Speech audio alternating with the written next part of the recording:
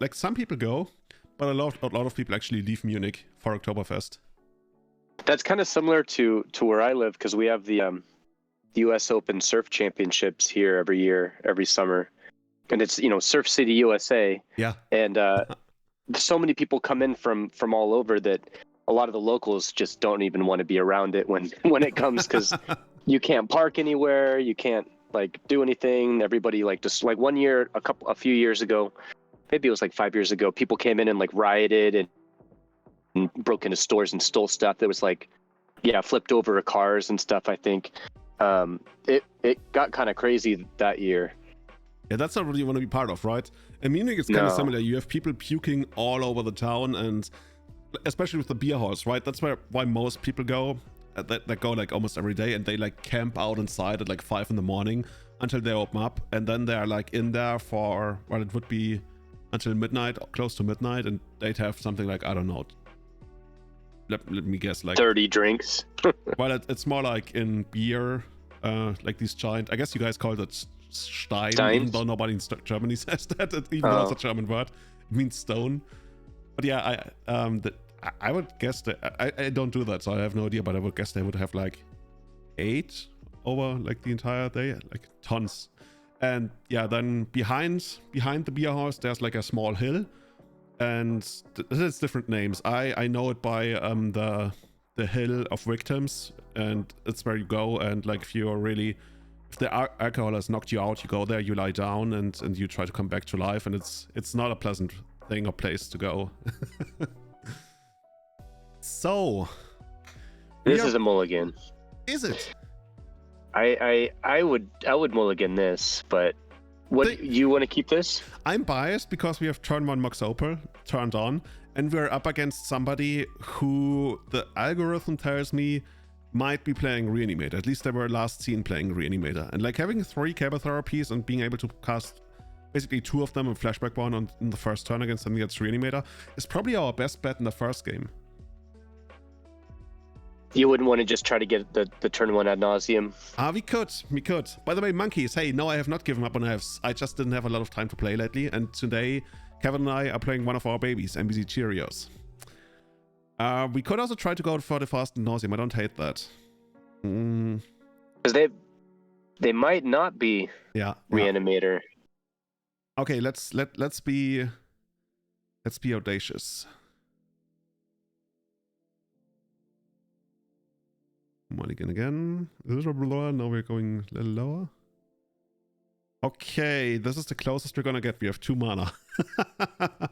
We're down to 4 cards. We can go to 3 cards, but 3 cards doesn't cast nauseum on the first turn. I would stick with this. Yeah, and then we just hope they don't have it or something else. I guess they're gonna send away a couple of creatures, right? I guess these 3. We can keep the Hangerback Walker as a plan B. Actually, plan B is what you guys call the anti-baby pill. I had that kind of conversation with my friends the other day. Let's keep this and send this away. What if we kept one of the shield sphere? Oh, it's too late. I was thinking just in case we drew a Call in the Week. Yeah.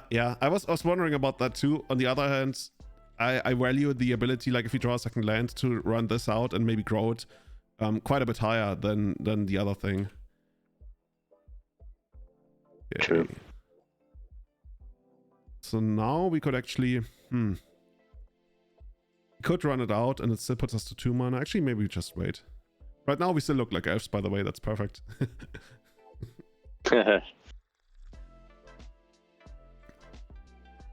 Monkix, what are you playing right now? Monkey X. Moon. No, it's Moonkicks. I'm so bad with Twitch usernames. What do you say? It's Moonkicks? Monkey X? Monkey? If you connect, do you also get to create a treasure token?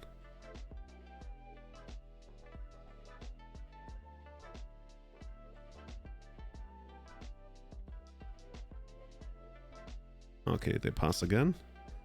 Okay, this is not ideal.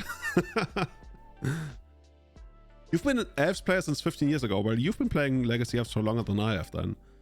Like I first started playing AFs back in school, like 1999, but I don't really count that because I didn't even know tournaments were a thing until somebody came to school with the 1999 World Championship decks from Tokyo. Okay. Strix.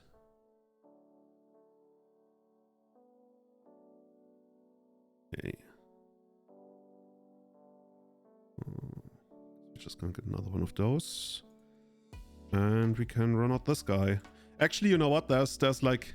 Actually, I mean, there's almost no chance to run Days, but might as well do this first. There's a funny synergy with Hangerback Walker. Like, if we keep growing it, and eventually it pops, it actually creates lots of bodies for Cradle. Yeah, I like that. And for the Phyrexian Tower, too. Perfect synergies. It just sucks when they swords it, and you're like, no, but I want my guys.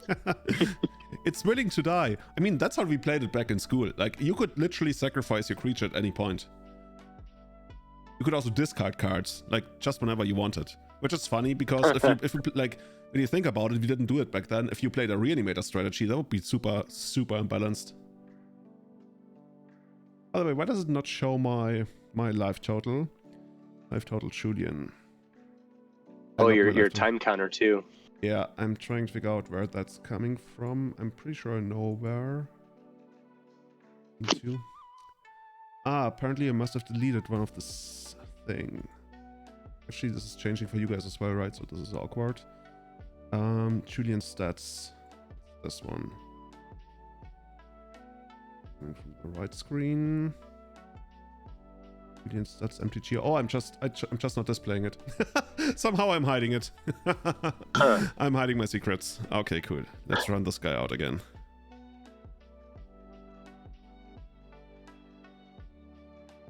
Oh, Mookie, so you've been around in Legacy for quite a while then. When it comes to tournaments, I almost only ever like I played other stuff, but it's my main format. It has almost only ever been Legacy, except for the first year and a half or something. I was really into Extended. What the fuck is this? You gain 2 life, draw 2 cards, then discard 2 cards. That's actually like pretty terrible, but the flashback. Is this a new card? Oh, this is one of those Dungeons & Dragons. No. It's a Midnight Hunt. I think that's the Midnight Hunt. Yeah. Mm-hmm. This is like Faithless Looting, but this is faithful looting. It's called Faithful Mending. Dude, I should be working for R&D. I should be working for Wizards, if only to just like name the cards. Yeah, Faithful Looting is like a weird name. So, oh yeah, there. Wait, they just discarded Grizzlebrand. Okay, I see where this is going now. Unlike our opponent, who probably has no idea where we are going. But if they pass, we actually have 5 mana. It's just like super unlikely we'll actually get to resolve the ad nauseam. But we have 5 mana if they pass. I'm far better than you. I don't know about that. I guess it's worth it to run out the Jurors first. Maybe you know, we can hit a reanimation spell or something. Yeah. Let's see what's going on over there.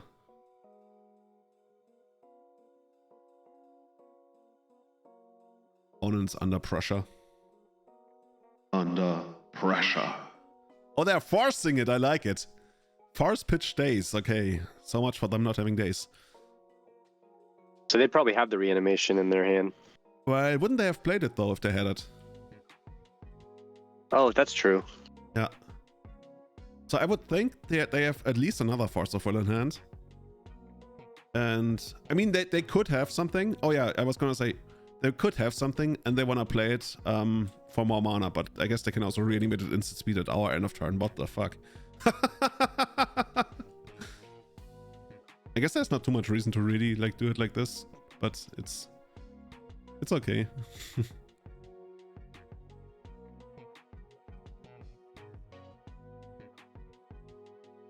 Draw 7 cards.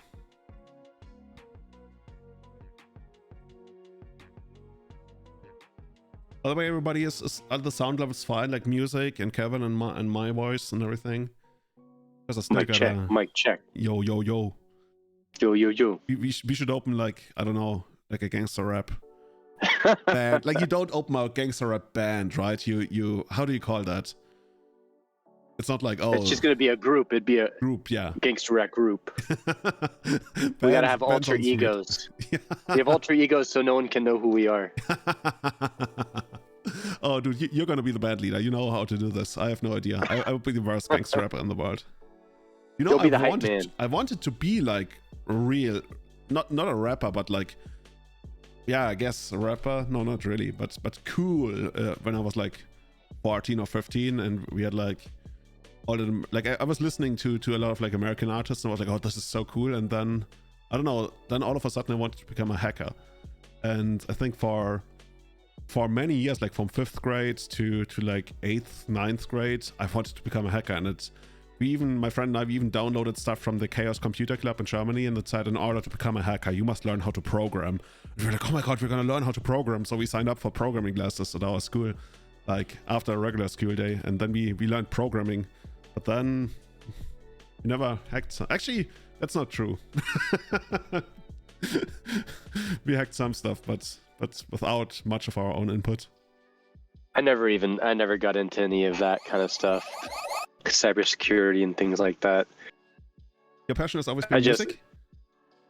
It's always been music. Since I was about 15, I knew I wanted to do music because I started my first bands. I'd already been playing guitar for about five years at that time, and about a sophomore in high school. Yeah, I was about 16 actually at the time I started my own band. I thought it was the coolest thing ever, and then right after high school, got into doing music classes at college. I'd been doing private lessons throughout the whole time too, but then I got into the engineering side of it, and touring and things like that. And like even just earlier this month, I was asking about if you went to October festivals, because we did. We played 2 October festivals in Texas. Oh, you told me. And that was actually pretty interesting. Yeah, it was. It's always interesting flying out to do a show. I feel like I'm like a rock star when I do it, but then I go there and I'm playing, and then I come back home and I'm like, oh, I didn't make enough money. Like I would have made more money staying at home, but I still have the experience, so that's always cool. Dude, but if you get that kind of feeling out of it, and it's not like bankrupting you, it still feels amazing, right? Yeah, the last one I broke even from compared to working at home, so that was kind of cool, and I got all my stuff back from Texas. So I have like way too many things I need to sell now, but it's fun. It's a very fun industry to work in doing music, and it's really fulfilling just helping other people produce their music too, and it's very fun. Yeah, the way you've just like I remember you helped me set up my other mic. Like now I got this one, but I could really tell what you're talking about, and I guess that's just like such a minor part of what you do, but it's a cool part to me who understands nothing about this. By the way, how do you feel about boarding like this? So I'm not even so sure how important the surgicals are going to be, but they're probably going to be worth it. And then just boarding out a bunch of like the Lotus pedals, like I can very much see, because they're so slow and grindy. Oh yeah, Bonehead Demigod of Revenge, by the way, I just realized as well, yeah. Like this way we have the maximum number of disruption, and since they're so slow, that's pretty nice. And I think the creatures, we probably won't be able to really leverage these creatures too much, but also don't want to take out all of them. Would you see taking out maybe a cradle maybe? Yeah, let's just take out those 8. I don't hate taking out a cradle. No, you're actually giving me things to think about. Okay, let's take these out. Okay, and now we got 3 seconds. Let's hope. Cool. So yeah, then for my bachelor and for my master, I got more involved with like hacking scenes, but not like actively doing stuff, but like being part of groups. And I think the weirdest one actually, there were 2 weird ones. One of them was when they hacked the Parliament of Sudan, and they posted like really weird stuff on the website of the Parliament of Sudan. Oh, that's funny.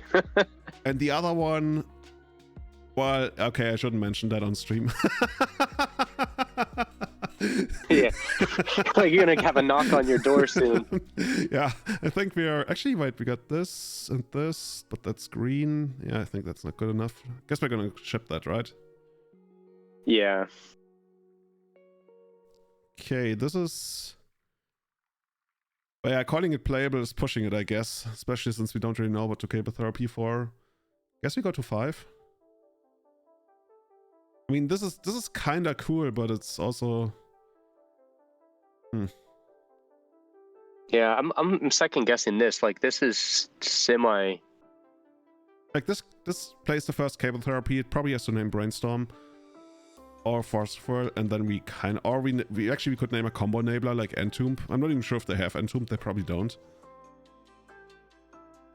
There's not too much I really want to name on the first cable therapy, which is like what makes it awkward. And then you can try and hit something on the second one, but then we're still. Yeah, I'd ship it back. Yeah, I'd ship it back. Oh dear, it's not getting better. I mean, we could keep this and ship back like the Cradle and the Mox Opal, and then keep like these 5. It's not exciting. I guess combo decks are not that great. Combo decks that have Force of Will is probably one of the worst matchups you could face.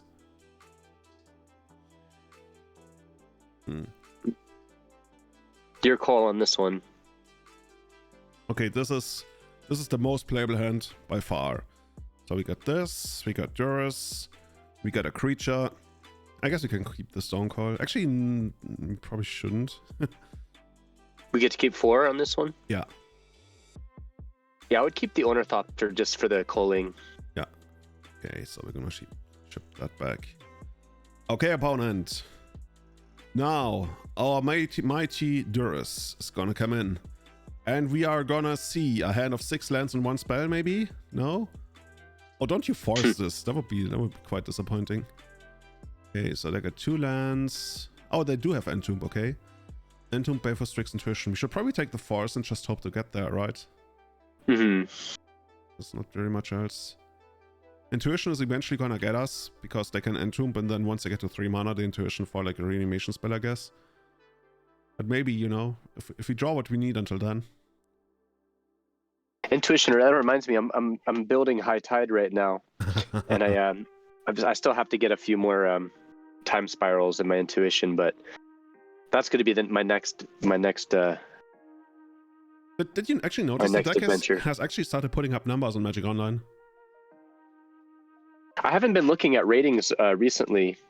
Yeah, you know, and I see most of them don't even play Candelabra anymore. I mean, I think I saw a few deck lists that still play like 1, but yeah, there's this guy I would like to respond on Magic Online. He's a friend of mine, Marcus Ewald from Sweden, and he's been playing this deck religiously. And he owns Candelabras in real life, and he says despite owning them, I actually don't want to play them because I think they're not needed.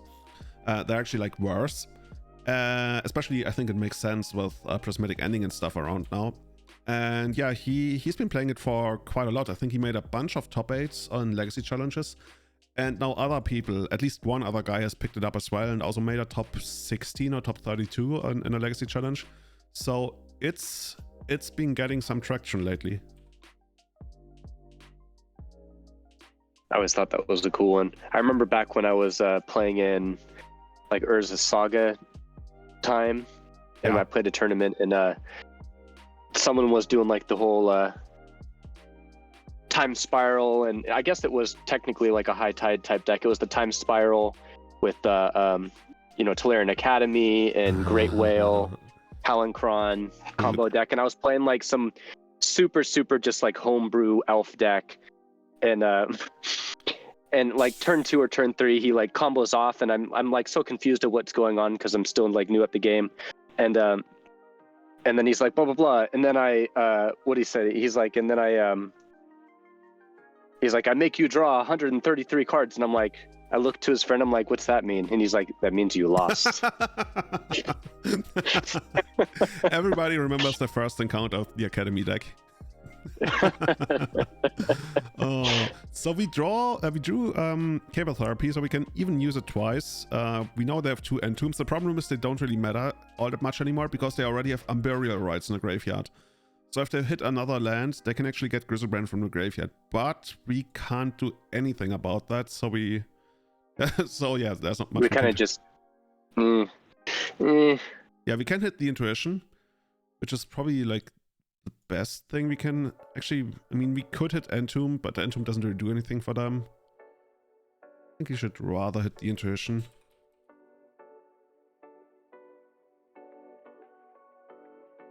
Oh, they got 2. Ha ha ha! They call me the magician.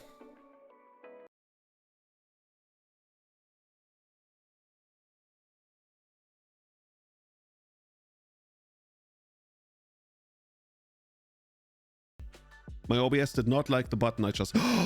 Oh, I know what happens. Okay, OBS might actually crash in a minute.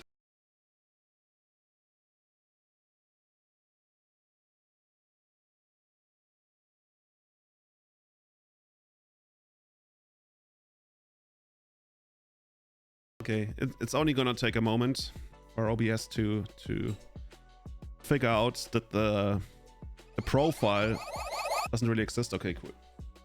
Reload. Oh, we automatically went back to this, so perfect. Nothing really happened. Everybody forget what you just saw, which was nothing, I guess. Okay, so we hit 2 intuitions. They get dark. Actually, we need to hit the dark ritual, right? Otherwise, they have enough mana to do the Imperial rites. That's unfortunate. Dank ritual. Here we go. Okay, so they got 2 entombs now. Mana symbol, hey, how's it going?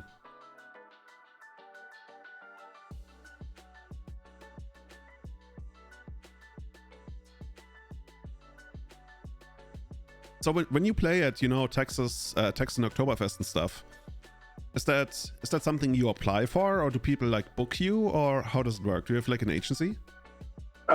Well, we have our band manager. My singer's family lives over there, because I remember I told you last year I actually moved to Texas for a month, and then COVID happened and I moved back. So they're centered around there. And the previous 2 tours we did, we spent a lot of time in Texas building up relations and things. And the manager, you know, got to meet a lot of the people that put on the events and stuff in the area. So he just he just got us booked, and we were supposed to play an hour, which is kind of funny, you know, spend all this time traveling just to play for an hour. But we got paid like $1,400. The band next past us, the band that was supposed to play after us got COVID, so we ended up taking their set list. So we played double the time. Oh, so okay, that was kind of cool.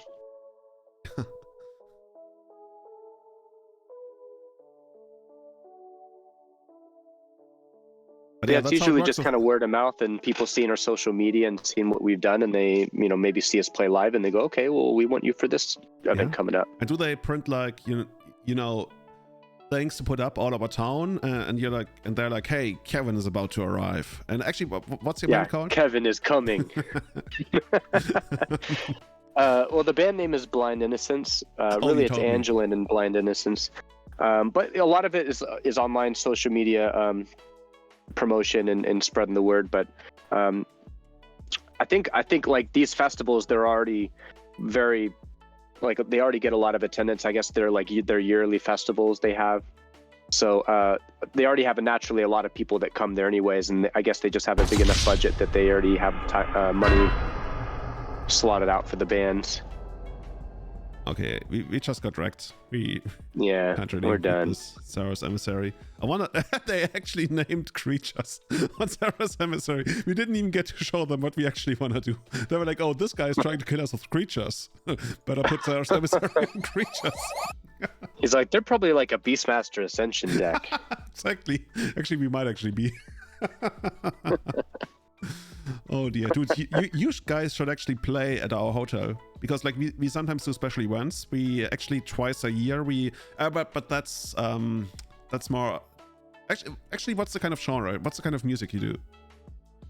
Well, overall it's alternative rock. I mean, it blends over into other genres. Like there's some songs that are hard rock, some songs that get a little country, some that are like kind of pop rocky. There's some that are more folk. It's kind of a blend of a lot of that. Some that's like psychedelic rock. Yeah. But we have all of our originals, and then we play a bunch of cover songs too whenever we play longer shows. Oh, which kind of cover songs do you play? What's your favorite one to play? Man, that's tough. Well, let's see. We do some like Imagine Dragons. We do like Fleetwood Mac. We do No Doubt. We do stuff kind of all over the place. No, if you do No Doubt, you're gonna do their most famous song, right? Well, we did Don't Speak, Yeah. and we did Just a Girl. Those were the main two that we played. I really like Don't Speak. Isn't that actually the one that Gwen Stefani sings about her ex-boyfriend or something? I think it was the bass player of the band. Oh yeah, who used to be, or is still. Or maybe it was the guitar player. It was either the guitar player or the bass player. I think he was still in the band. Yeah. Like far after that. I just remember that song because I really liked that so much when I was like not going through a breakup, but more something that's similar. Actually, I don't even remember what exactly I would call it. But anyway, that song, I could very much relate to the song back then when I was like a teen. Anyway, that's a fun one to play. So we got. This is a total keeper. Yeah, definitely. Let's see what the opponent is up to, by the way. They're down a match, just like us. So yeah, I was gonna say you should play at our hotel, but the two festivals we have each year, they are more like electronic music. And okay, Quadro Explorer we can beat. But yeah, it's great. But now for Christmas, we're actually looking for a band that does, I think jazz is what we're looking for. So, but I think we would be totally down to do like an alternative rock thing, because that's basically the one I would enjoy the most. You know, it's funny you mentioned jazz. I woke up with Fly Me to the Moon stuck in my head, and I was performing it live in my head, like improvising the jazz solos and stuff.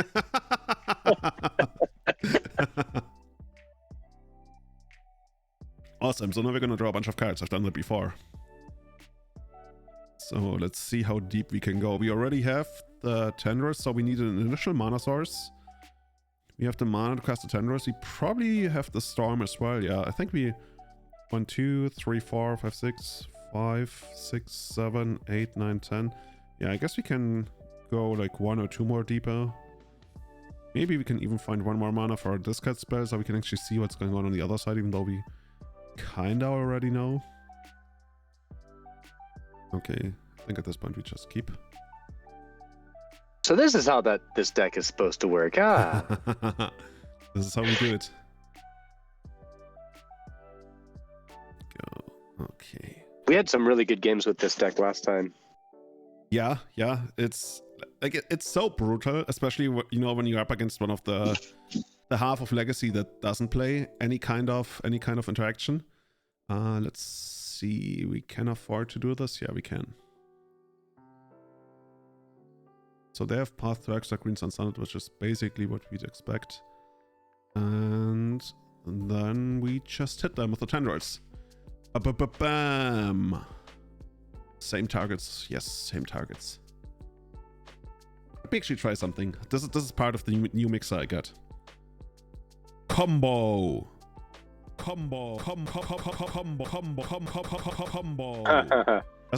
Can you hear it on your side? Yeah, the sampling. Oh, it's so much fun. That's cool. Combo. Sounds very German, like as if you spelled combo with a K. Combo. Okay, so this is Nickfit. There's not really much to say about it. Technically, there's not really, like, maybe Wales against discard, but maybe Abrupt Decay again. Yeah, actually Abrupt Decay could make sense, especially if they have like white, because they could like send it for Gardock Teak and then we can't really win anymore. So what if you have like two of those? Or Meddling Mage, or I wouldn't think they have blue. Not Meddling Mage, no. Any kind of other hate bearer, you mean? Like Thalia? Or like Thalia? Yeah, Thalia. Anything else?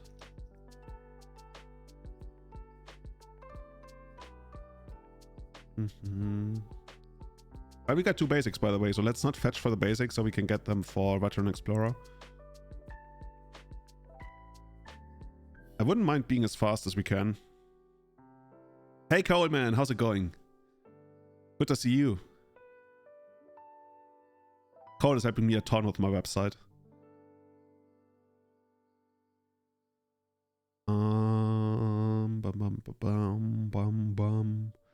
Actually, we shouldn't take out 0 mana dudes.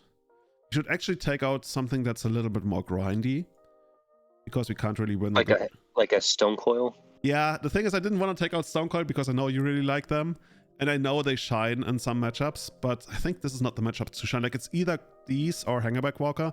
And Hangerback Walkers are a lot better against Pernicious Steed, which they probably don't even have in the deck, I guess. Actually, maybe Stone Coil is better because you can run it out for 1 mana, which helps with being faster. So actually, let's do it like this. And if they have swords, then the Hangerback's kind of worse in that way too. Yeah, that's true. That's true.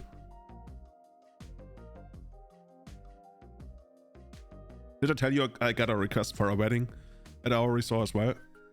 It's like up to 80 people for an entire week. It's so cool. It's a couple, and they are getting married. They're inviting their friends from all over the world, like literally all over the world. They told me where they're coming from, and they want to do everything. They want to have like a best of Kenya. They want to go like on a dhow cruise on the lagoon. They want to have like a celebration in the national park. They want to do it all. They want to go to the canyons and have a picnic there, and that's just like what I love the most, right? Giving people the best of experience, giving them everything we have to offer. And I'm so excited to see it come true. It's still like quite far away, but that has really excited me lately. And then they leave, and you just gave them like one of their best experiences of their lives. Yeah. Travel experiences, anyhow. The thing is, I've told them so much about what we're gonna do for them. I'm not gonna be there at the hotel when it happens, but now I want to be there. I want them to invite me. They're like, by the way, can I come? Yeah. So this is actually awkward because this doesn't actually really produce mana for this and this. Like, we can run this one out and then go this and then this. But then we don't really do all that much else. Opponent kept 7. Huh. Oh. What if we kept this and then sack the Shield Sphere to black and then like duress and then Cabal Therapy? Yeah, maybe that could buy us some time. Let's try that. Guess we send away the culling. Actually, do we? Actually, probably send away the DK. We're never gonna cast it for quite a while.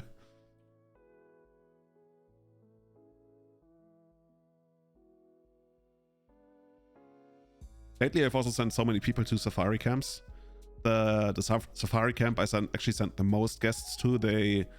They sent me a message about how happy they are that I'm sending them so many guests, and they're asking when I'm gonna come and check it out because I haven't been there yet. Like myself, my colleagues have been there.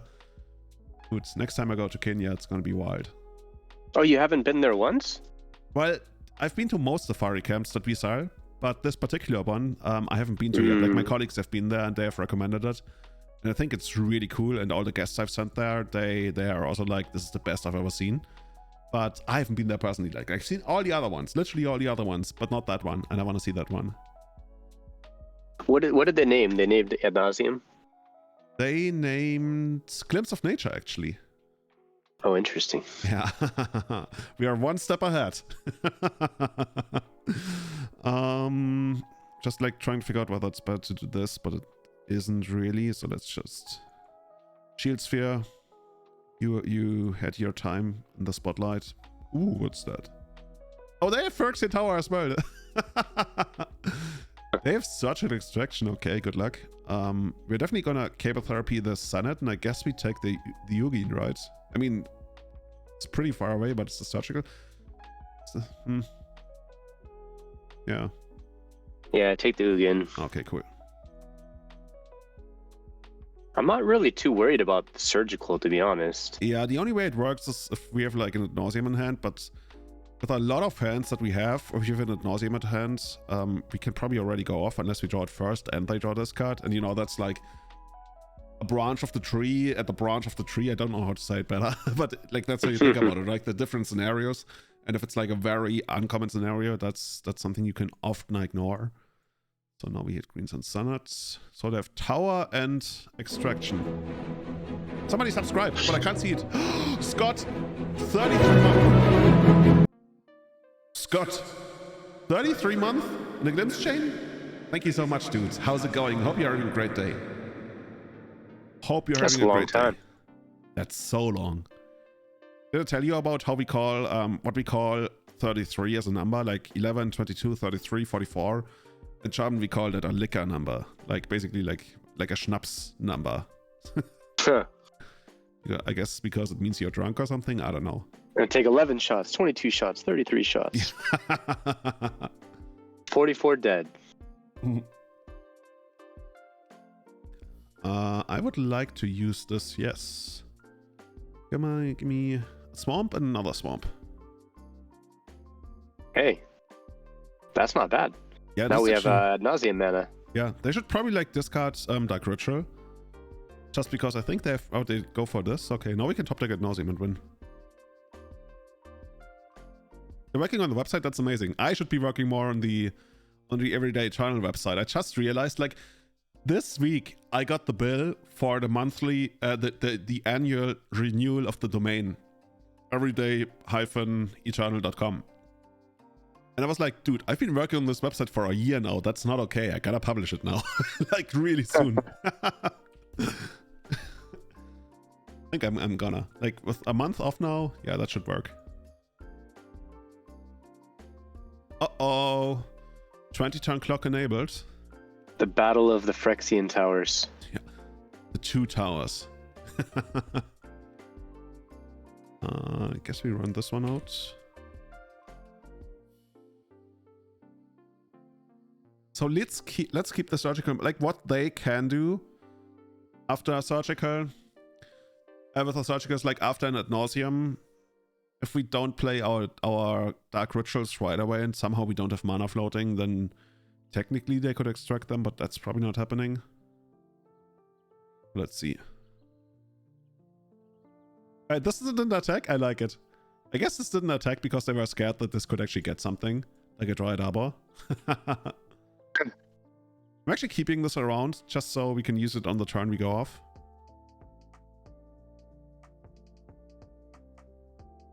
Or like when the right moment comes. Oh, they're calling the bluff now. By the way, have you ever watched The Wire? I haven't seen that. Oh, by the way, I started watching The Heist, and I saw the Squid Game, but I haven't seen The Wire. I've had a couple people tell me about the Wire. Yeah, I've had so many people, like all my life, literally everybody has always been telling me about The Wire. That it's so good, so good, so good.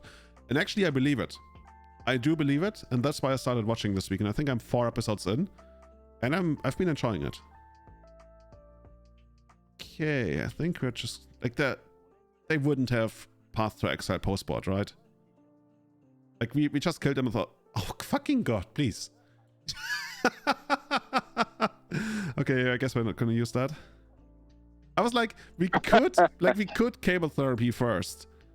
Because they also kind of abrupt decayed, right? So they can only be Path to Exile. But would they really have Path to Exile but the ad nauseam all in combo deck? The answer is yes. But okay. Of course. We're gonna make it work. I swear, if this goes all the way. Beat? Okay.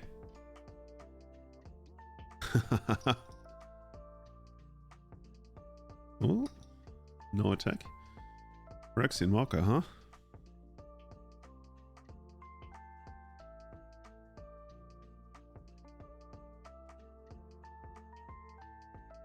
You did get me with the chit and the F's mirror.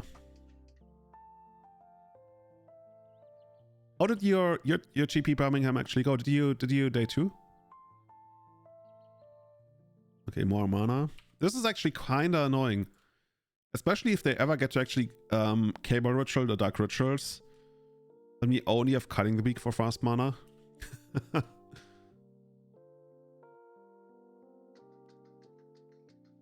I guess we can technically run this out. You know what, at this point, I think it actually makes sense to Cable Therapy them here. And then we're gonna name Surgical probably, and there's a chance they play Surgical in response, but whatever. Yeah, they're probably gonna hit like Dark Ritual, right? Yeah, that's fine. So what are we gonna name now? I was gonna name Surgical, and now I'm not so sure. There's not really anything I guess we want to hit. With 2 in hand, that, yeah, I can't think of what I'd really... And the thing is, I would probably still name Surgical Extraction because that's... I guess the other thing we could name is like Orm's Chant, but nobody has that. Like Veil of Summer, but they would play it in response. Yeah. Is there like any hate bears that have flash? Probably not. They would flash them in anyway. Yeah, they would have played him by now. Maybe we name Mindbreak Trap. It's like super Oh, unlikely. that's actually not a bad idea. Yeah. Yeah. I would do that over another surgical. Yeah, let's do that. Let's be a Jedi Knight. Mind break trap. Path to Exile Assassin's Trophy. Okay. Okay.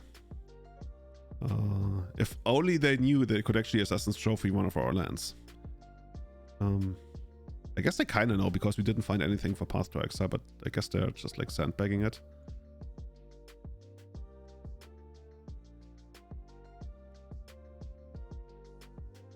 I guess you could actually run both of those out, and then they might path one of them.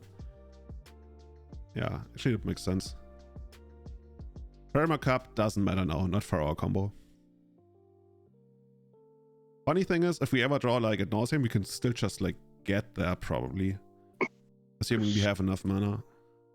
Mana. Deep dee dee dee dee. Mana. Deep dee dee dee.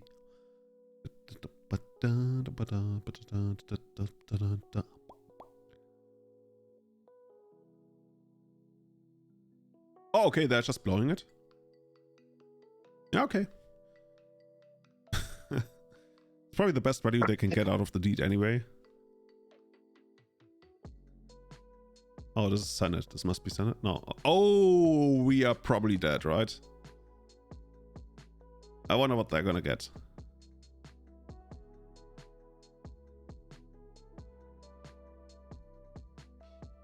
Maybe another Ugin. But Stone Rain? Stone Rain is the best I can do?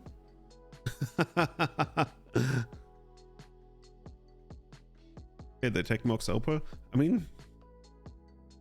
Okay. We don't care about this card. I actually wonder if we do draw ad nauseam. I think we can still get there because we got... This can find a land and then we got 5 mana and then this can make initial mana sources. Yeah. Okay, but that doesn't do it. I think now we might be dead if they take out one of our lands. Guess we can run this one out. Make them deal with it. But they still have Abrupt Decay. They can just Abrupt Decay it.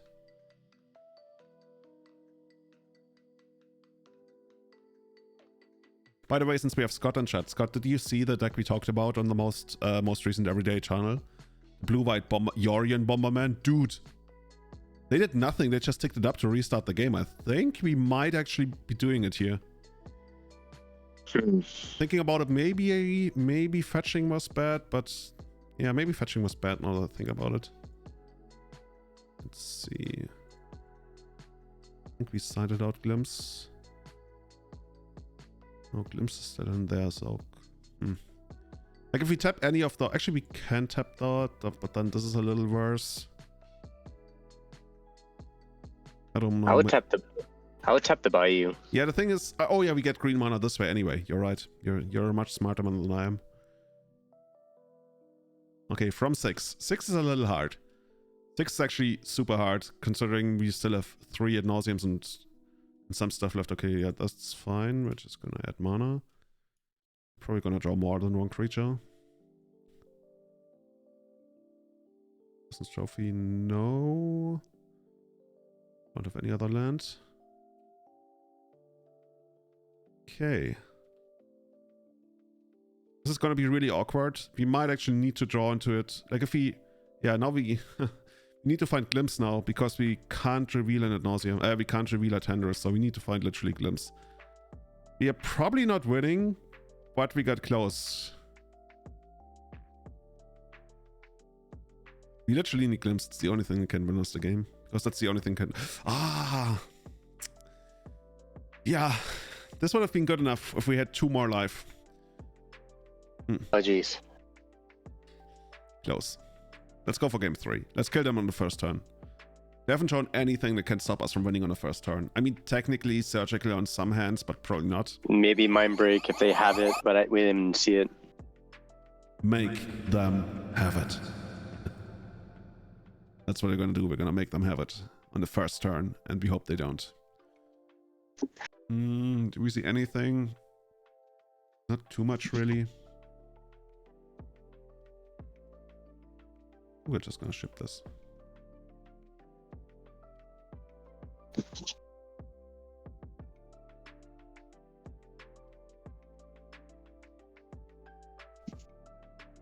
How'd your commentary go the last weekend? Oh, that was good. That was really good. Like Sunday was actually the first day where I started getting some flu-like symptoms, but it wasn't too big. Like actually, this is the first day it actually got better. Like Monday, Tuesday, Wednesday, I felt like ugh. But Sunday, I thought maybe I can't do the commentary if it gets worse, but it didn't get worse, and then I had a really good time. We did 5 rounds, and I enjoyed myself so much. It actually was a paper tournament that we commented on. I thought it would be like online, but then when I looked into it again, actually no, it's paper. It's amazing. Nice. I still have yet to play a. Oh, by the way, I got my uncle from Sweden is visiting right now, and I told him I would teach him Magic, so I built him a deck of all like a revised white with like Sarah Angels and White Knights and stuff, and I made a black deck with all my Alpha, Beta, and Arabian Nights black cards, and so it's gonna be the battle of white and black. That's you know what that reminds me of? Like if Wizards actually did something, if they did something like, you know, Beta Revisited or something, and they put out like theme decks, like this is the Sarah Angel deck, this is the Sengir Vampire deck, this is what's Black Guts, Choosem Chin is later, what's Shivan Dragon, this is in red, and what does blue have? Mahamoti Chin. Yeah, that wasn't that good. Serendib edition. Yeah, and green had, what does green have? Is it like Crawworm or something? Crawworm. Yeah, I definitely want to be the Sarah Angel deck, I guess. But yeah, people might actually like that quite a bit. So about this hand, it's not amazing. It's definitely not a first turn kill. It draws 2 extra cards with the glimpse, but it also loses a card to the glimpse. Air Elemental, that's another one, Romario, right? That's probably like big one. Force of Nature. Oh yeah, Force of Nature. That's at least flavorful, but it's probably gonna kill you a lot of times. So do you want to go to 5 and just like try to see whether we can have it on a 5? Yeah, let's do it. Yeah, I would very much like that. So we have to keep 5, right? Land Ritual Ad Nauseum Creature Cabal. Yeah, I think that's what we're gonna do, and then we're gonna send this one back, and probably this one. And you know what I think we should actually name on the what we should do here on the first turn? I think we should actually name Cable Therapy on their end. Oh yeah. The problem is it allows them to cast Veteran Explorer and sacrifice it right away, but at least they only get 1 shot, as opposed to 2. And if they miss, then we can actually kill them on the first turn. So I think that's okay. Cable Therapy.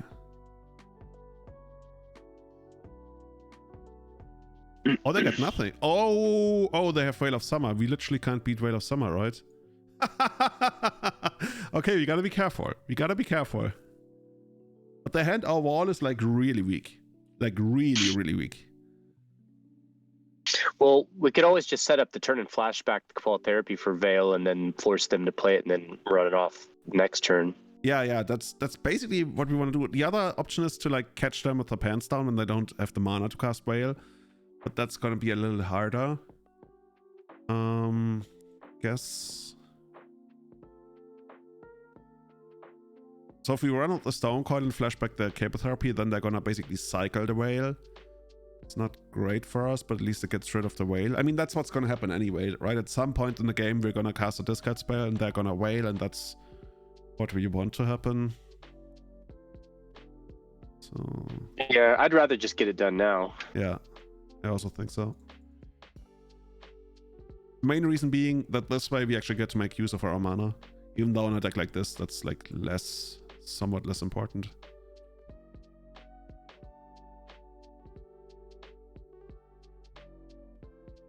I remember when I started playing in Magic Online, I think it was 9th edition. Was it? Or 8th edition, I don't remember. And they had these theme decks that you could play. And like 1 for each color. And if I remember correctly, the red and the blue one were rather overpowered. And you could play them for free on Magic Online, and I played so much of that. I think it was around 2000. Was it 6? I don't remember. But yeah, that was a great time. Okay, now you got the Ooze, and Windswept Teeth is gone. Oh, you know, they also... Oh yeah, that was maybe that wasn't the smartest thing to force them to use the Veil this early. On the other hand, we couldn't really stop it anyway. because now next turn they can Eternal Witness it back. But we need to draw a second, either a Dark Ritual, just Culling the Weak do it. So we have like one floating. No, I think Culling the Weak is one short. And so is this. But 1, 2, 3, 4 mana. But yeah, since they didn't cast Witness last turn, well, they can still keep it up, right? Because next time they're gonna play Tower, they can Witness and still have 1 mana floating. Yeah, that's what they should do.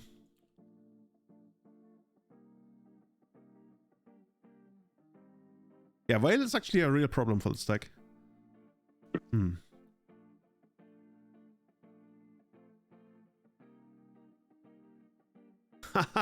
We came so close, now we actually have it, but we can't do it. How do we do this? Well, I guess we just gotta find another discard spell, but now we're taking 5 damage a turn. It's... I wonder if we just go for the Ad Nauseam and then just see what we find. Even if we don't Tendrils that turn. But then we are dead once we pass the turn, right? Because we're probably gonna go down to 5 or something. Or even... Well, don't we have 2... Don't we have an Ad Nauseam on the bottom of the deck too? Yeah, but either way we're... Because we didn't shuffle, did we? We shuffled for the Burden Catacombs, I would think. But...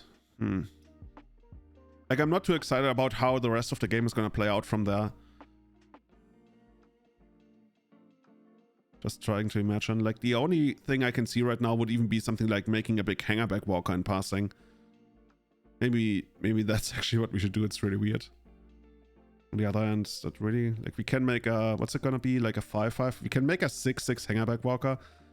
But then it can't really ever attack because we're losing the race. But it's not horrible. They also don't have white mana.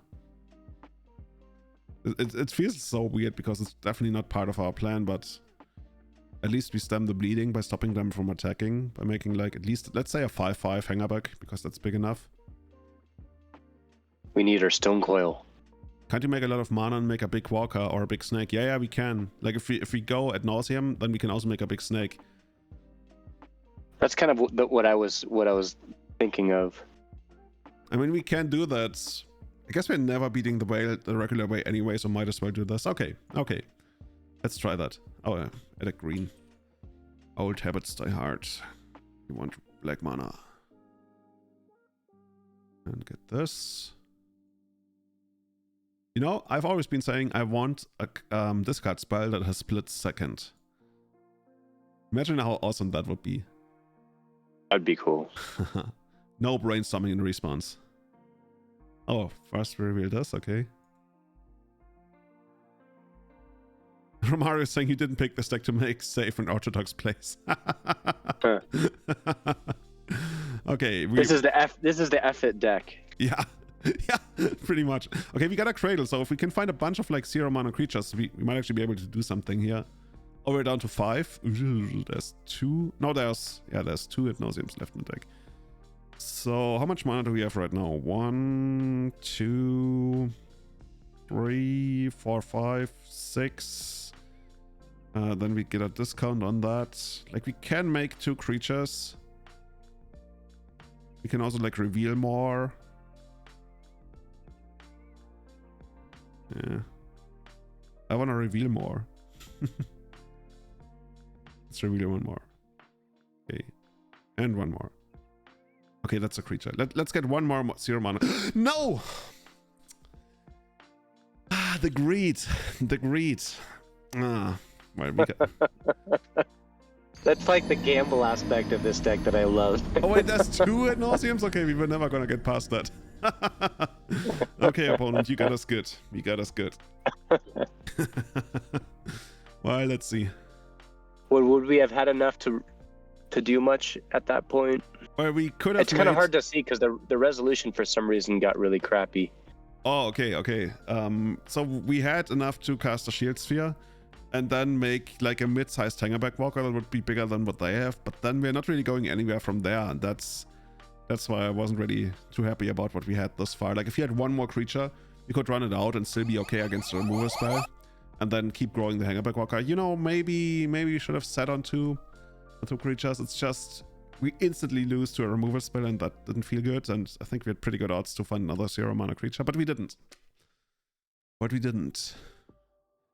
Is the resolution crap for everybody else as well? Like, it usually, if you have it set to auto, then it's gonna adjust to what your current connection is. But it also depends on which bitrate I'm transmitting at, because I'm not a partner. Oh, now it's better. I had it on auto. I put it to 1080. Ah, okay.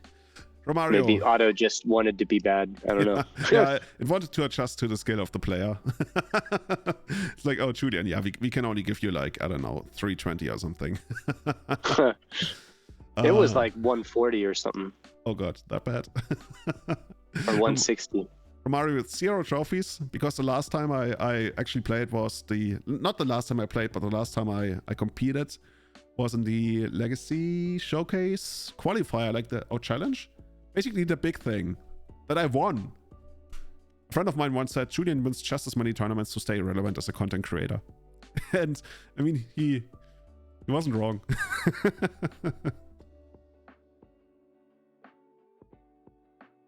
One of these days, this or Mill is going to get a 5-0 and it's going to turn the whole world upside down. This sort of deck?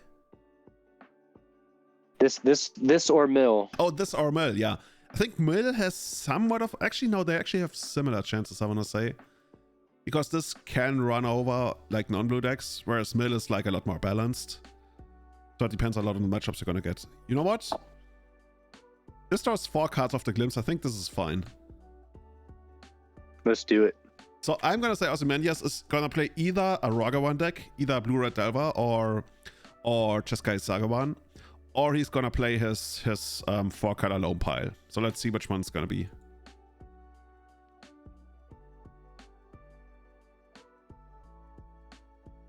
So here we go. Romario, you've never won an online event, but you have, I'm sure... Wait, they're actually forcing this? I mean, oh, they're gonna play that deck. They just pitched Sai. That's a really good deck, and that's a deck that completely destroys us if they ever get a Chalice in 0. You know what? Maybe we should actually actively run these out, just so we can have our 0-mana spells in play already. Yeah. Imagine if you had a Beastmaster's Ascension.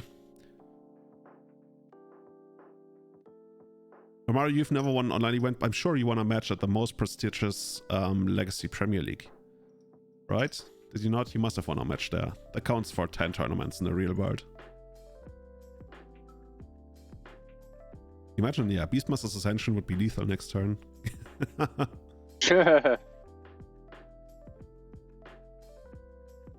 Oh, Shadow Spear. Hey.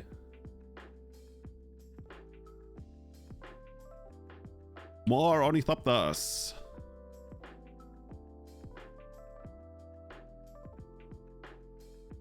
It's funny, if they ever play the draw 7 thing, Echo of Eons, we could actually just like find Dark Ritual and an Nauseam and cast it. Right now we have some blockers, right? This is not gonna get past the Ornithopter. But yeah, this is a pretty good deck on the other side. I've played that a little bit. Oh yeah, actually no, we don't have enough mana. Never mind, I thought we had it. We're close. There's a ton of top decks now. Okay. I guess it just drew this, which is good for us because it doesn't really matter too much. I just hope they don't have another Forceful, right? That's the big thing. They can draw a bunch more cards using Sai if they have to.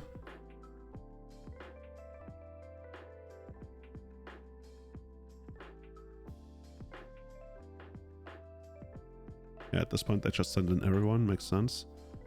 Mr. Sai, and then the Flyers. This is too big, right? Yeah.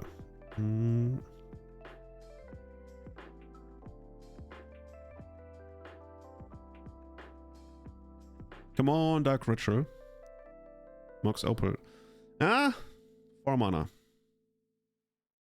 Guess we can also run out one of those. Just so we have one more blocker.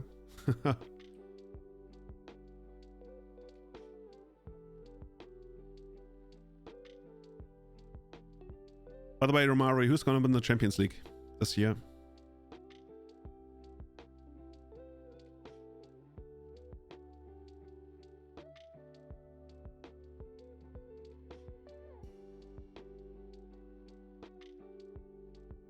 This is mesmerizing watching them do it.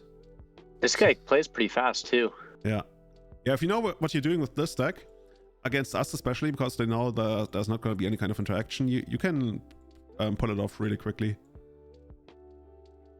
I think most things this deck does is straightforward when you know you're really just goldfishing.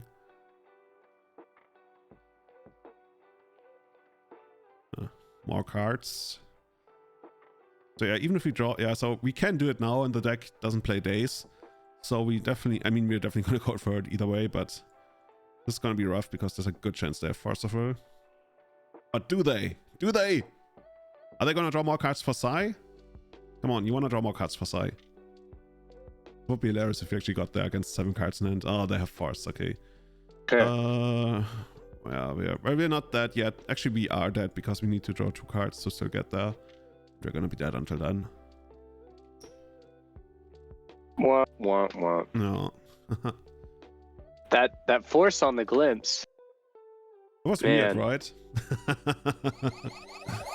They knew what we were doing. Yeah, I think I've actually seen, I want to say I've seen them in chat earlier, not with regards to ghosting, but they probably were aware that we were streaming this deck, so when they faced us, they were like, oh yeah, this is the thing that Kevin and Julian are doing.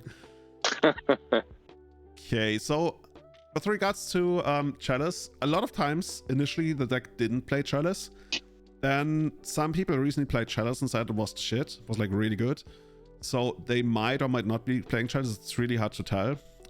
So just because it gets us so good, I think we have to bring in the Abrupt Decays. Yeah, I would bring those in. Were they playing actual islands or were they only Seed of Synods? Yeah, they wouldn't, like, maybe they have like an island or 2, but usually they don't have any islands.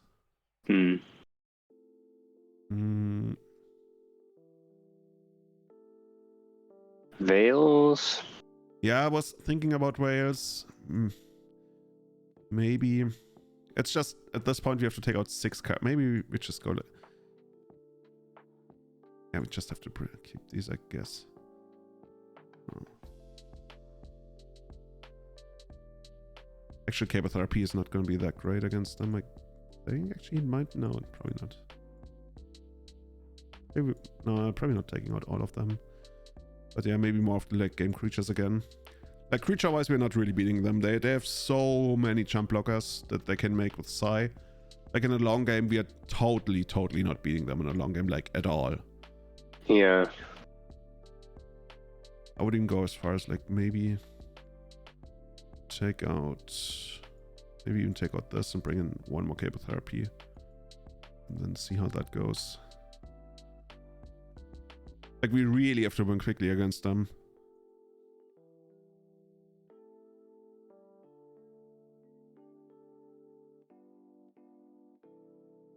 Thing is, oh yeah, it gets even worse after sideboarding, I just realized. Because after sideboarding, they usually bring in 4 Force of Negation. So now they're gonna sit on 8 forces. Okay. This is 4 Force of Negation. Yeah, so they're gonna have 8 forces. Probably. So I guess this is actually like quite playable. Because we have business, we have mana, we even have an answer to Chalice if they have it. And we have this card for their stuff. So I think we keep it. Yeah, I like this. I think we run out the Cable Therapy and Force of Will, and then we can flashback on the same turn if they have something crazy they can do in the first turn. Yeah. Force of Will. Okay, they have Force. They have Dismember. What the fuck? They have 2 Mox Opal. What is this hand? I think we just hit Emery, right? We flashback on Emery. Yeah. Dismember doesn't do anything. That's not a bad first turn. Yeah, definitely. Actually, wait, can we actually wait a turn with the Emery? Like, there's a chance they can't... Actually, no, they can cast Emery in the first turn. How does it work? For each other... Yeah, if they draw a 0-mana artifact, they can cast Emery in the first turn. Like, having the Thopter around isn't that important. Like it only matters for tower and cutting the weak, which would be annoying, but at this point that we already ran it out, we are also committed to it because otherwise they dismembered, I guess. Might as well name the Emery. Yeah. Emery, Lurker of the Lock. T-Bane, this deck is a gambling deck. You dig as far as you can and you eventually kill yourself half the time. Can we get that on record? This deck beats ourselves just as much as other people beat us. You dig as far as you can, and then eventually you're just gonna kill yourself. You dig as far as you can, and then eventually you dig as far as you can, and then eventually you're just gonna kill yourself. Okay, I got that as a sample. Okay, more cable therapies for the cable therapy god. Oh yeah. There's literally nothing we want to take from their hand. Second Mox Opal and a Dismember. Dude, I'd rather abrupticate this to make it harder for them to actually have mana. Actually, we should probably do that now that I think about it. Because it makes it harder for them to turn off the Mox Opal. You know what, let's do this. Let's be greedy. They also can't like pop it in response. Gotta explore any kind of way to win this game, and our best way right now is for them to be Giga mana screwed. Okay, well, there goes that plan. They still have 2 cards. We know about both.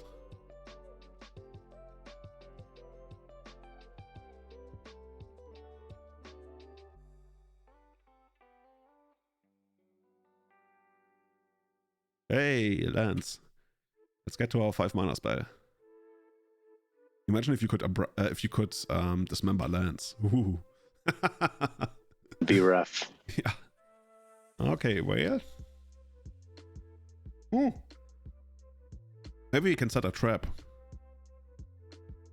Because you control can't be countered this turn. You and permanents you control gain hexproof from blue. So we can actually cycle the way with the Phyrexian Walker. It's really bad. But there's a chance if we play this. And then they just, it's just like, do we really want to do that anyway? Probably don't.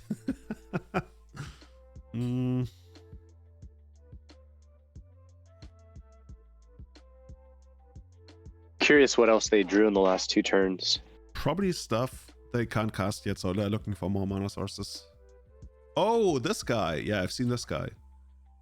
Actually, this guy literally does nothing against us, right? Unless they have, the draw 7 thing. That would be most unfortunate. Echo of Eons, that would kill us. Okay, Thought Monitor, that's fine. I think we're in a pretty good spot if we draw what we need, which would be cutting the weak. Yeah, we really need cutting the weak here. Because if they do untap, it can get a little messy.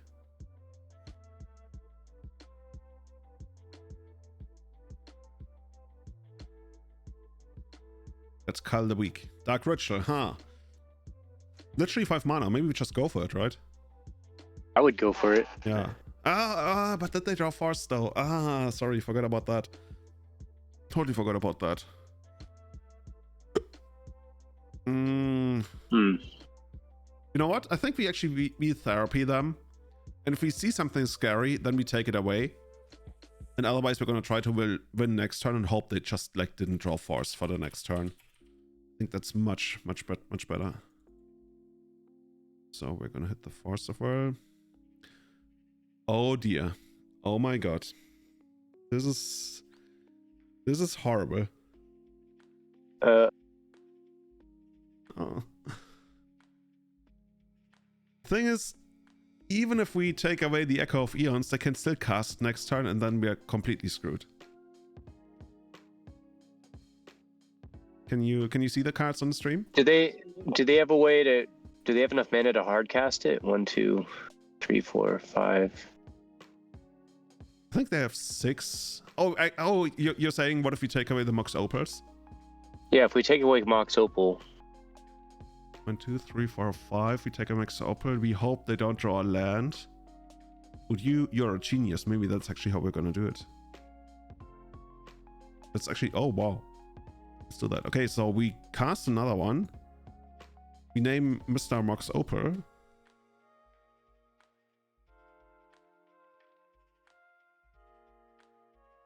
Ah, maybe they... No, there's no way they force here.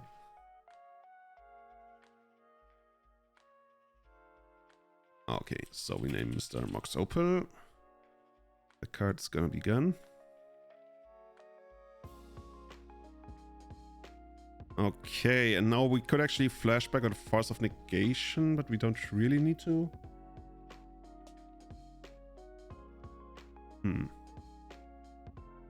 Just like trying to figure out what happens if we run out our creatures. I would flash it back on the force, because if they don't cast the echo, then they're just holding the force up for our ad nauseum next turn. But we can still do that. Because I don't think we have enough. But we can still do that next turn, right? Oh yeah, that's true. And then we hit a second force if they ended up drawing it. Like the main reason or rather considering running out the creatures here is because then that way we, like, one of them gets dismembered probably, but at least it allows us to... Yeah, they're actually going to dismember this one probably. Actually, yeah, I think it makes sense to run the creatures out, just so to preserve our life total. And also, if they do dismember, then we can Veil of Summer. Yeah. And now they might dismember and respawn. Okay, they don't. Okay, cool. Okay, now the spot is a little rougher now. Maybe. Also, maybe you should have named Force of Negation, or I should have named Force of Negation, considering that one of Force of Will is already gone.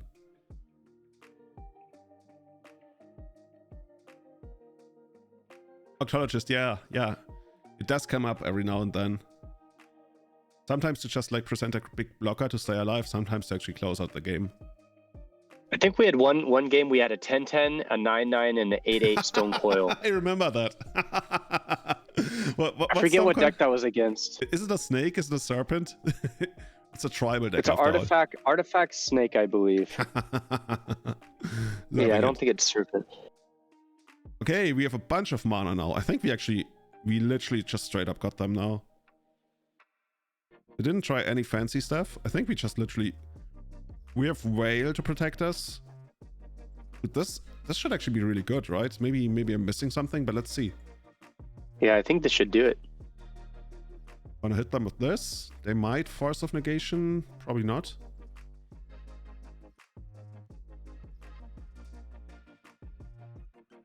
Dismember and response. I mean, we could Wail in response, which gives us a little more something to do. The downside, of course, is if we Wail in response, then they will Force of Negation something.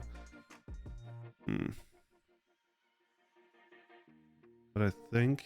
But at least they'll have to exile their Echo. Yeah. Okay, let's do it.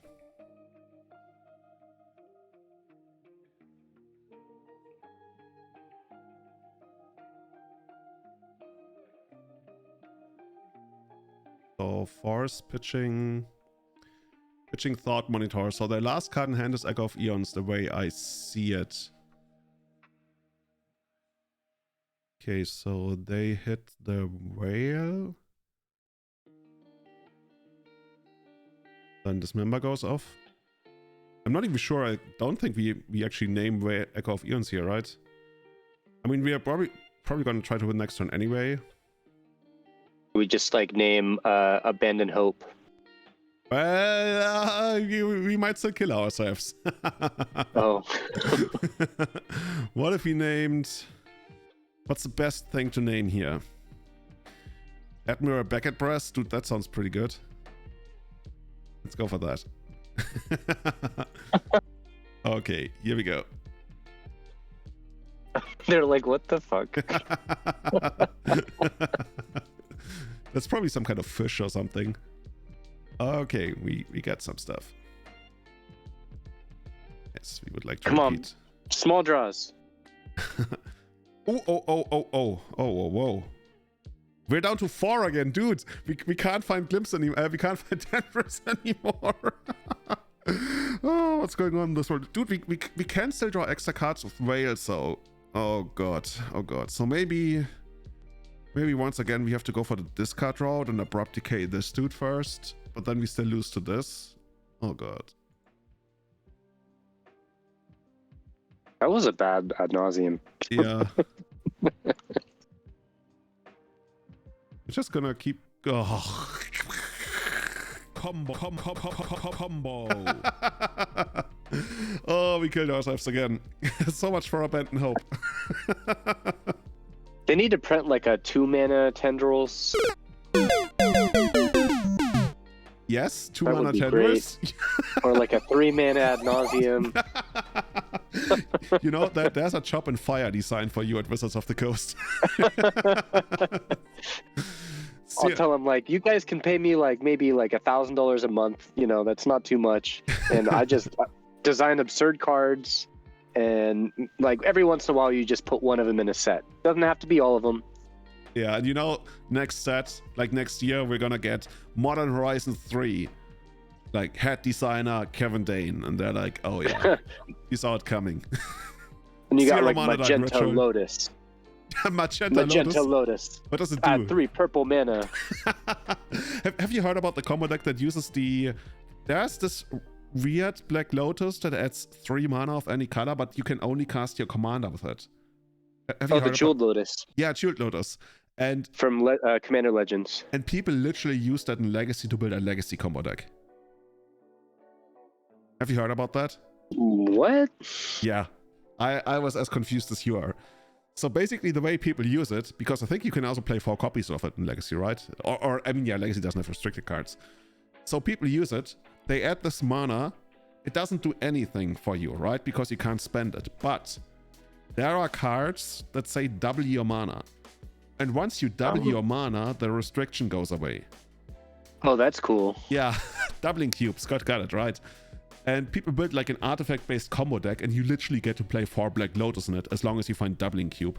Actually, let's see what the mana cost in doubling cube is. I think it's 2 or 3, and I think then 2 to... Yeah, so it's 2 and 3 to double your mana. So yeah, people use that, and it's actually worked better than you would think. Isn't that that Omnath that doubles your green, or something like where your green mana doesn't empty your mana pool? I guess that doesn't convert it though. Yeah, it doesn't convert it. I think they don't use Omnath. Omnath is also really hard to cast, I think, mana-wise. But it's basically, I think, all colorless. So this hand, trying to see opponent. We don't really have any kind of input on opponent.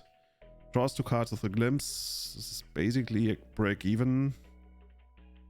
I don't hate it since we have the 2 dark rituals. Yeah. I was gonna say breaking even on the glimpse isn't the worst. Should we do it on the first turn though? Or should we wait? Like, I don't hate waiting.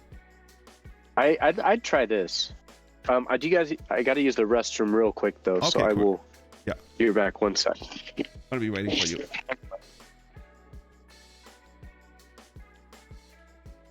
So everybody in chat, what is your favorite Legacy combo deck?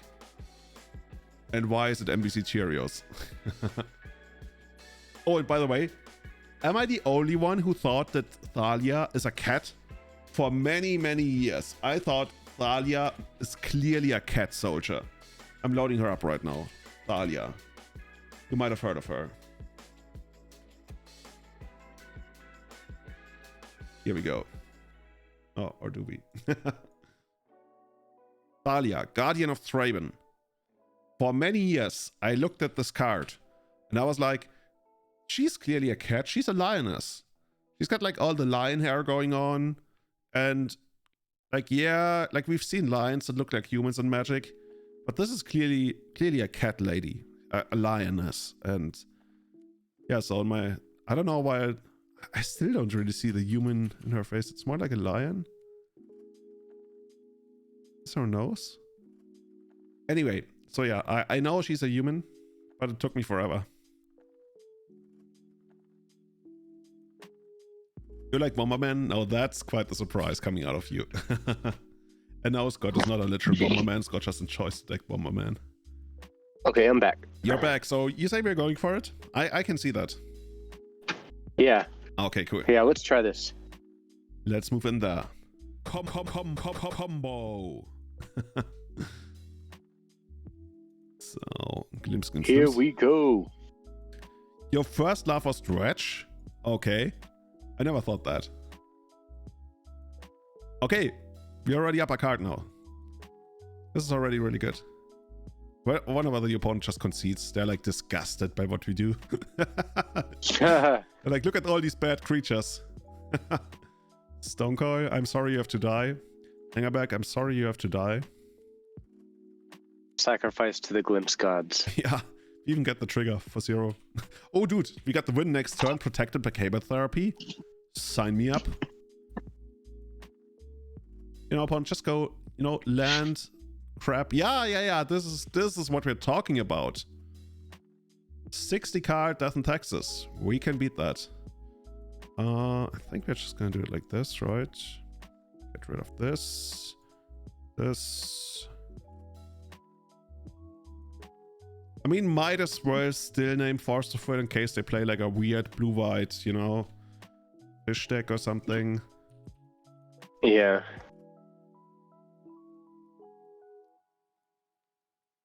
Okay, this is yeah, I guess you can do that. Death in Texas with these. This doesn't really do anything in the second or third game, right? Yeah, okay.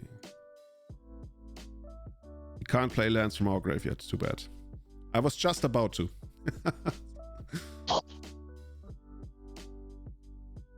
Have you ever played Stacks? Yeah, in Vintage as well. Vintage and Legacy. Never tried that one. It's a lot of fun. Like, most of the really broken Vintage decks, they are so much fun. Have you ever played Vintage? Never. You should try it. Like, I still want to try that fast spawn crab deck. I think it's called, what's it called? Somebody's Crab Shack? Eric's Crab Shack, they call it. Okay, so how much mana do we have here? 1, 2, 3, 4, 5. What's the storm? 5, 6, 7, 8, 9. Yeah, we got it. We got it. We're not gonna reveal any more cards here. We can even flash. We need to kill ourselves again. Yeah, no, we don't do that. Dig as far as you can, and then eventually you're just gonna kill yourself. I think we should start like making bets whenever we pull off an ad nauseum. Like, we'll make a bet of if we kill ourselves or not. Like loser has to like drink a beer or something. that would be like the third beer of my entire life. I've only had beer twice in my entire life. Or you drink wine more than anything, huh? Yeah, when it comes to alcohol, like any kind of like drink or wine, like cocktails, whatever, but beer, I'm having a hard time convincing myself of drinking beer.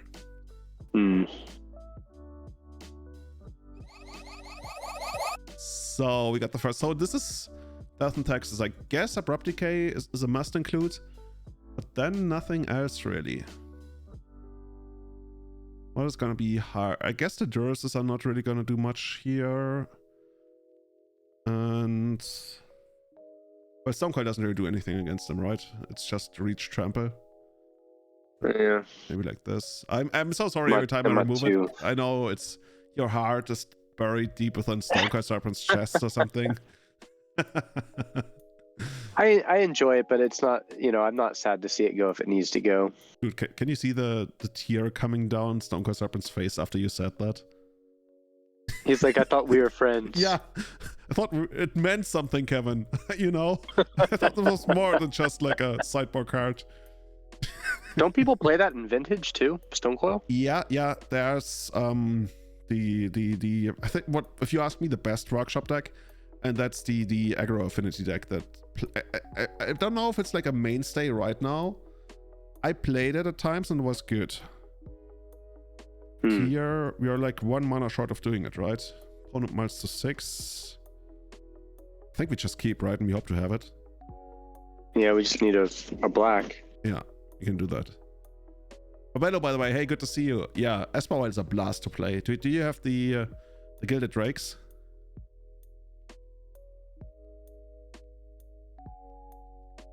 Oh no, look at this. This is really bad. Actually, this is technically we can still beat this by playing a bunch of like shield spheres. Oh no, we can't, because we need 2 tendrils and we don't have enough shield spheres to. Okay, so the way we can technically beat this, other than abrupt decaying it, is end of turn 10 ad nauseam to draw a bunch of stuff and have like 9 shield spheres or other 0 mana creatures, and then just tendrils. It's gonna be really, really hard. I'd much rather just abrupt decay this. Yeah, Glimpse is not doing it. Actually, no, Glimpse still works under this. That's kind of interesting. Yeah.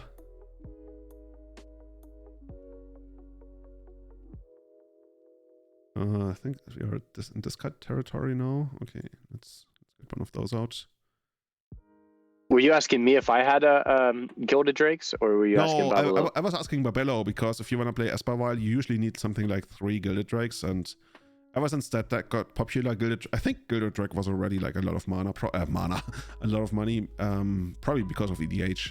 Like these days, Legacy doesn't really drive prices anywhere close to as much as EDH does. I've never tried EDH.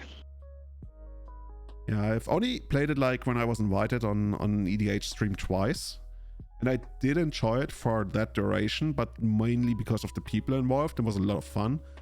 But it's not really how I play Magic, I think. What I did love was Commander, like Dual Commander. I played that religiously for a couple years. Do you think we just do it now, just to? But what do we do? just to draw 3. Oh, okay, yeah, actually that makes sense. We'll probably have to discard, but we still eventually gotta find abrupt decay anyway, right? You're like, what are we doing?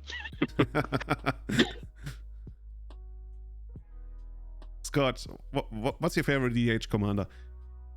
Is EDH commander like ATM machine? Does it already imply it's a Elder Dragon Highlander commander? No, that makes sense. Oh yeah, we can't play any of these. Okay.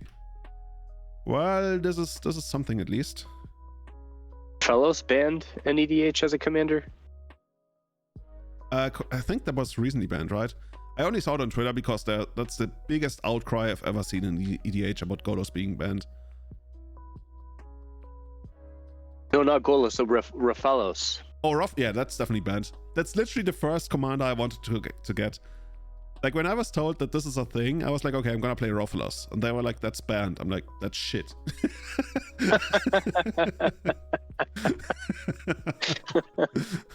Okay, so she makes everything come into play tapped, huh? Oh, that does apply for non-basic lands. I guess we can get this. And then we can get a reasonably big hanger backwalker, right?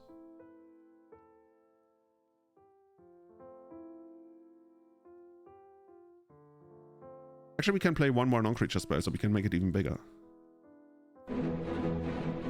Do the Mox Opal. Yeah.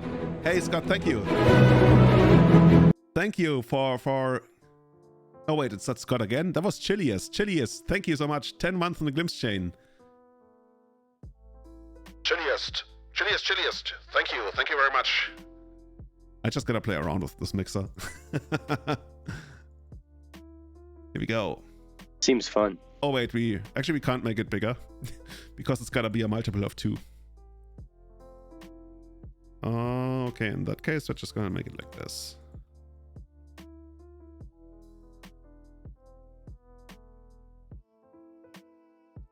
Narset Enlightened Master, is that the one cast stuff for free? I've played against it in Dual Commander. That was some serious bullshit. You know what they had? They had like a bunch of like extra turn stuff, and then they attacked with Narset, and they revealed a bunch of extra turn stuff, and that way they got even more of it. It was disgusting. Yeah, when I played EDH, not EDH, but Dual Commander, I think the first thing I finally got to play after literally the first 2 or 3 commanders I wanted to play were all banned. I was like, okay, whatever. I think I played Yisan for quite a while, the dude, the elf, like mono green, that gets stuff out of your deck and he gets experience counters, or you get them, and then you get even bigger stuff every time you activate it, and you would untap it in response to its own ability, activate again, so you could like get 2 creatures for the bigger size. It was Oh, this is also some bullshit. Yeah. And then that was banned, and then I played Titania, and that was really cool too. Okay, we got an answer. So we can take this one out. How does it work? I can't believe that we have to fucking tap Lotus Petal to use it. You don't have to tap LED. Why do you have to tap Lotus Petal? But actually, this doesn't come in... Okay, she actually doesn't make Lotus Petal come into play tapped anyway. But I think we got it, right? Assuming we can win from 15. You dig as far as you can, and then eventually I think we can. Kill yourself. I think we can. We can. Yes, we can. I was gonna say thank you, Mr. Obama. Okay, so let's see. We're gonna get rid of a creature. And then we go straight into this. We actually can spend all of our green now that I think about it, because we don't really need green for anything. Now the glimpse is gone. Okay. Here we go. Should we keep one black for the other cooling? Yeah. Yeah, we got 2 black floating. But I think at this point we only need tendrils. We already have tendrils. Oh my god. But this is just extra insurance against something crazy happening. As long as we are above 5. Okay, we are still above 5. So we're gonna cull again. And we have enough mana, right? Yeah, we have enough mana. We're gonna... Oh, I think they conceded. We won! Dude, we won. Oh yeah. Those first couple decks were kind of tough.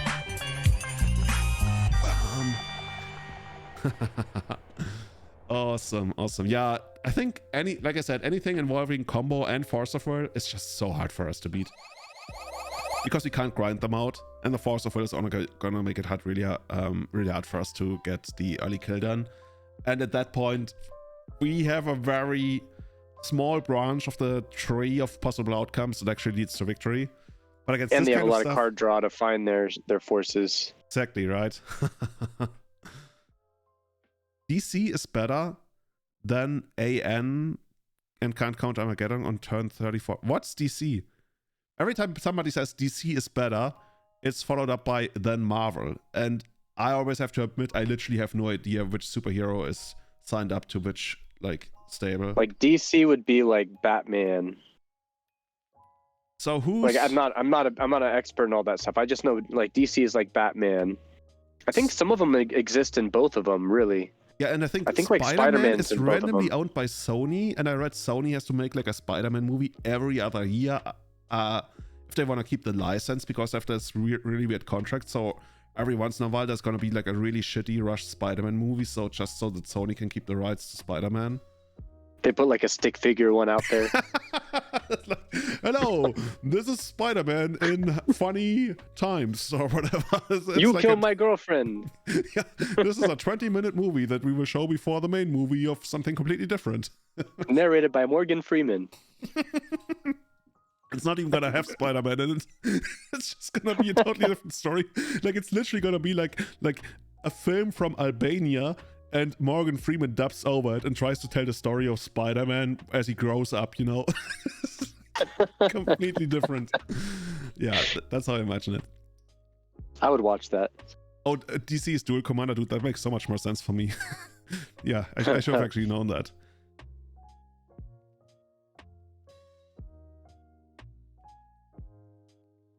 Okay, now we found somebody. So yeah, with regards to superheroes, I like the ones that are not crazy, like superpowers. Like the one, like I've watched some of the Avenger movies, but I've never really been into it, like, at all. I more watched it for the cultural significance, I want to say. And something that was really weird to me was that, and the one I watched, it was like everything went to shit. And then was like Captain Marvel Ex Machina. It's like she came and she just like beat up everyone because literally she's the most powerful being in the universe. And yeah, I don't want to call it shitty writing because I don't write stories. I don't know what the challenges of it are, but yeah, it came across as lame to me. Like the whole Captain Marvel saves the day, even though it was like kind of hard. But yeah. What about this? Is Captain Marvel gonna save this hand?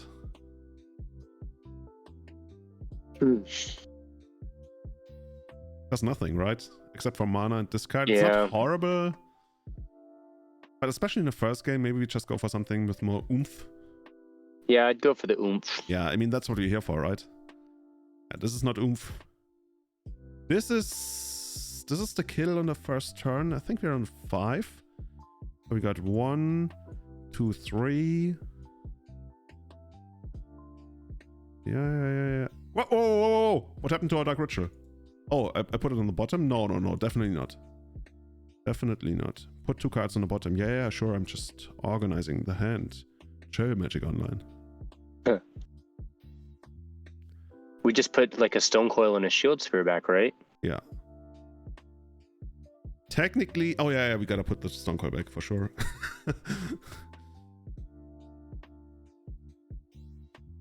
As it tears up. Okay. Weird Swamp pass. I like that. That's not gonna be a Force of Will. That's definitely not gonna be a Force of Will. That's just like no way. That's not a Force of Will type swamp. No, definitely not. Definitely not. Oh, I keep adding green mana, man.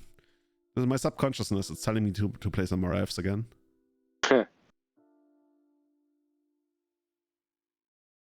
Pon's like, what the fuck is this card? I still have a few more things to get back in paper that I had. I got to get my Allosaurus Shepherds. Oh yeah. And I think 1 Behemoth, and then I can play it in paper again. Yeah, you can also just play it with 1 Behemoth and the other one being Archon of Wailer's Reach, but you can also play it with 2 Behemoth. I'm not even sure which one I like better right now. But I don't have my Savannah anymore. Ah, okay. In that case, definitely gotta be 2 Behemoth, which might actually be better. I think that's what I've been doing lately. I think I'd probably prefer that, just the 2 Behemoth. Yeah, I just like it when you go like Cradle, like you literally have like 3 creatures and something, and then you go Cradle, GG. And they're probably what? It's even better when you have crop rotation because that makes double Cradle more likely. Oh yeah, I play 1 crop rotation. Yeah, in that case, I really like that. Pretty sure we got it. Opponent just wanted to play Pox. You monster.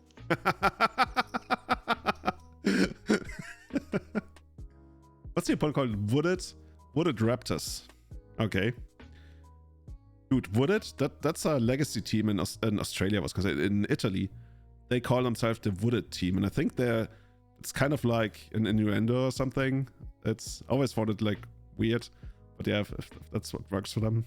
That's what I think about right now. I'm up against one of the Wooded guys.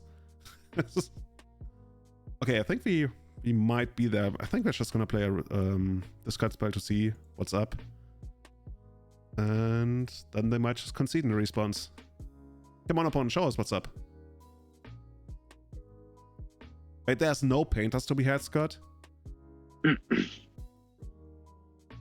I still don't fully understand the American, like, singles market. Like, Magic singles market.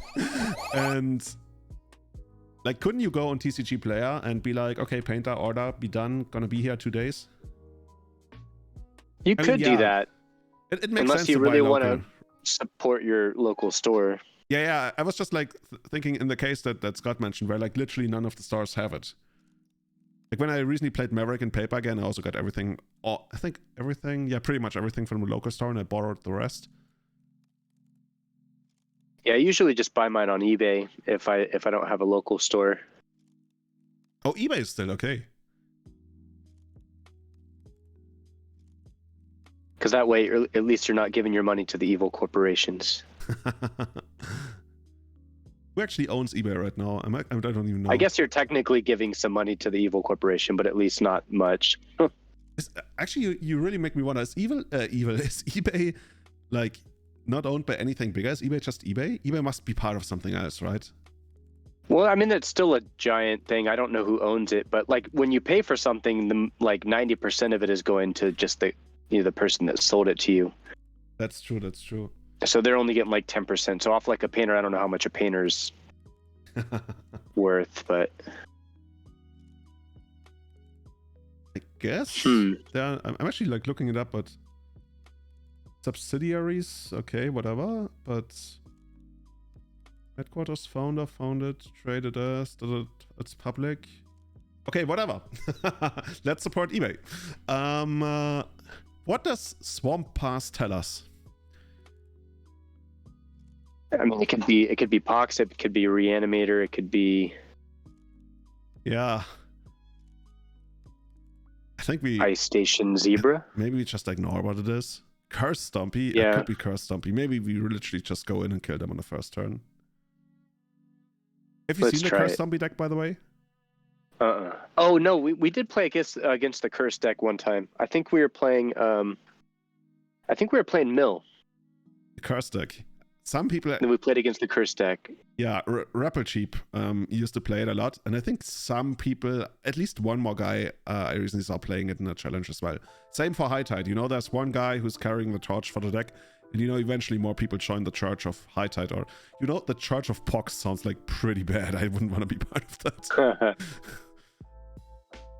But I give people props for playing it. I have a good friend that plays Pox, and he wrecks me a lot of the time when I'm playing elves, for sure. Oh, does he? You know yeah, what's the just for very some best- reason I just have a very tough time with elves against him. You know what's the best play you can make? I mean, you probably know. What's the best play you can make with elves in the first turn against Pox? I mean, I usually just try to just ramp, but Quarian Ranger. Exactly. By You know, Quarian? you know what's up. You play Quarian because if they play Smallbox, you bounce your land, and it's like, okay, whatever. That's why we gotta send back. Right? Quarian's my he's my homie.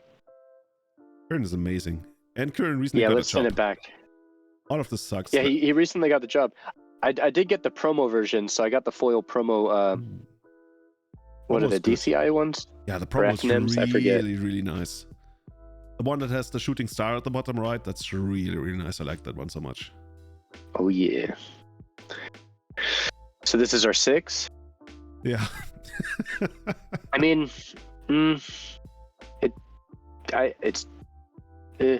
Oh, when you say 6, I mean 3. Sorry. Oh, 3. There was a lot of completely unkeepable stuff. I think it's gotta be something like this. Yeah. Let's go with that. Yeah, if there's a smallpox deck, then you know, joke's on them. We have no land. Scott is saying you can always buy directly from him. Scott, how big is your inventory? Like, how many singles do you have for sale? I gotta sell actually a lot of stuff. I know you're asking him, but yeah, I'm gonna be putting up a lot of stuff for sale pretty soon. I really have to trim down my collection. To the point where it's actually like causing you headaches, where you feel like, dude, I really gotta get this organized and listed. Yeah, just a ton of stuff that's playable that I really don't see myself needing in decks. And you know, I was going through them like, okay, $5 card, $10 card, $10. You know, I got boxes of stuff like that. It really and, adds up, right? Like right now, I think I have like 10,000 count boxes of just extra stuff, and I have like a ton of like, oh no, I have even more than that. But I have a lot of my old stuff like categorized and. Did you just say you have 10,000 boxes? No, not moxins. No, boxes. 10 1,000 count. Oh, okay. Not 10,000. No, I'm not that crazy. 10,000. Like I have a warehouse rented, you know, in town. It's full of cards. But like a lot of those are, you know, they're like playables. They're not just like, it's not bulk. So I'm gonna have to spend a lot of time sorting through that. So what is going on over here? Okay. Yeah, we try to get a foot on the ground, but the opponent doesn't even let us have like toes, or like we got literally. This is the first play we make in the entire game. We play our land. It's turn 5. We make our first play of the game. We've been hit by 3 Hymn to Torch. I have Sudden Edict. Okay, sure.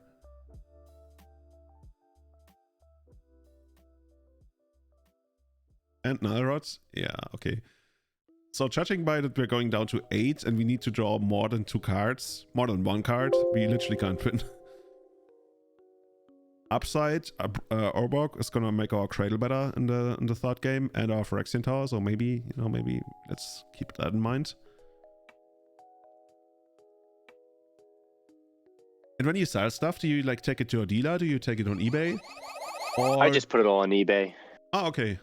Yeah, I just do eBay. I've sold stuff to my local store before, and I actually didn't feel bad about it, just because I like supporting the local store. I remember like a few years ago, I brought in like, I sold my Raffaello's, Time Spiral, like a lot of like old reserve list stuff, and I think I got like $150. Food Chain, well, I guess that's not reserve list, but you know, a stack of stuff I got like $150 for, and nowadays that it would have been like $1,500 or something. It was kind of crazy how that happens, but most of the time I just sell stuff on eBay. I've just gotten used to that. Like even throughout early last year, I sold a ton of my duels, and I'm still kicking myself for that. Like, yeah, for us just over here in stupid Europe, amounts of stuff. For us over here in Europe, it's at least in Germany, it's very, very much so that everything is proxy now. You can play all these proxy tournaments, and some tournament organizers they actually like they will print like really nice proxies and hand them out at tournaments, or have them like a stuff you can get if you get like a top 8 or something. Like it doesn't count into the prize pool, so it doesn't decrease the prize pool, but it's something you get on top, and that's kind of cool, because I think recently we had almost like 50 people at our local, when in the past we only ever had like 8 or 12. And now people are traveling like from all over the place, like all the way from Austria and from the other end of Germany, just to play in these tournaments, and that's kind of exciting. That's awesome. I think it's, you know, I get how some people that have put so much money in their decks really want to try to keep it all pure and everything, but I think it's better for just to have more players into the game, and you know, you can feel proud that you own the original cards, but you know, if you're not playing with anybody, what really good is it? Yeah, that's basically what the idea behind it is, right? And to me, it's just so exciting, because the last time I experienced this kind of local engagement was around 2009, 2010, when we got weekly tournaments with literally weekly legacy tournaments with 50 to 60 people, sometimes even like 70. And to me, that was the golden age of legacy. And now we're like close to something that's very similar.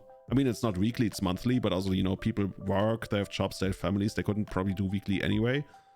So yeah, that's kind of exciting for me. And that's a good day to look forward to, just like once a month. Animal, that's not something that's tied related to any kind of store. That's something that happens basically, it's privately hosted by the player. It's not like privately as in you can only get in if you're a friend of a friend. It's still openly advertised on Facebook and everywhere, and you can just sign up. But it's not tied to a store, so it's not sanctioned. But for Legacy, it doesn't really matter. And yeah, that has really rejuvenated the scene. So we have a restaurant or a bar where we play like every Tuesday night. And one day we actually asked them, hey, what if you like take your bar on a Sunday?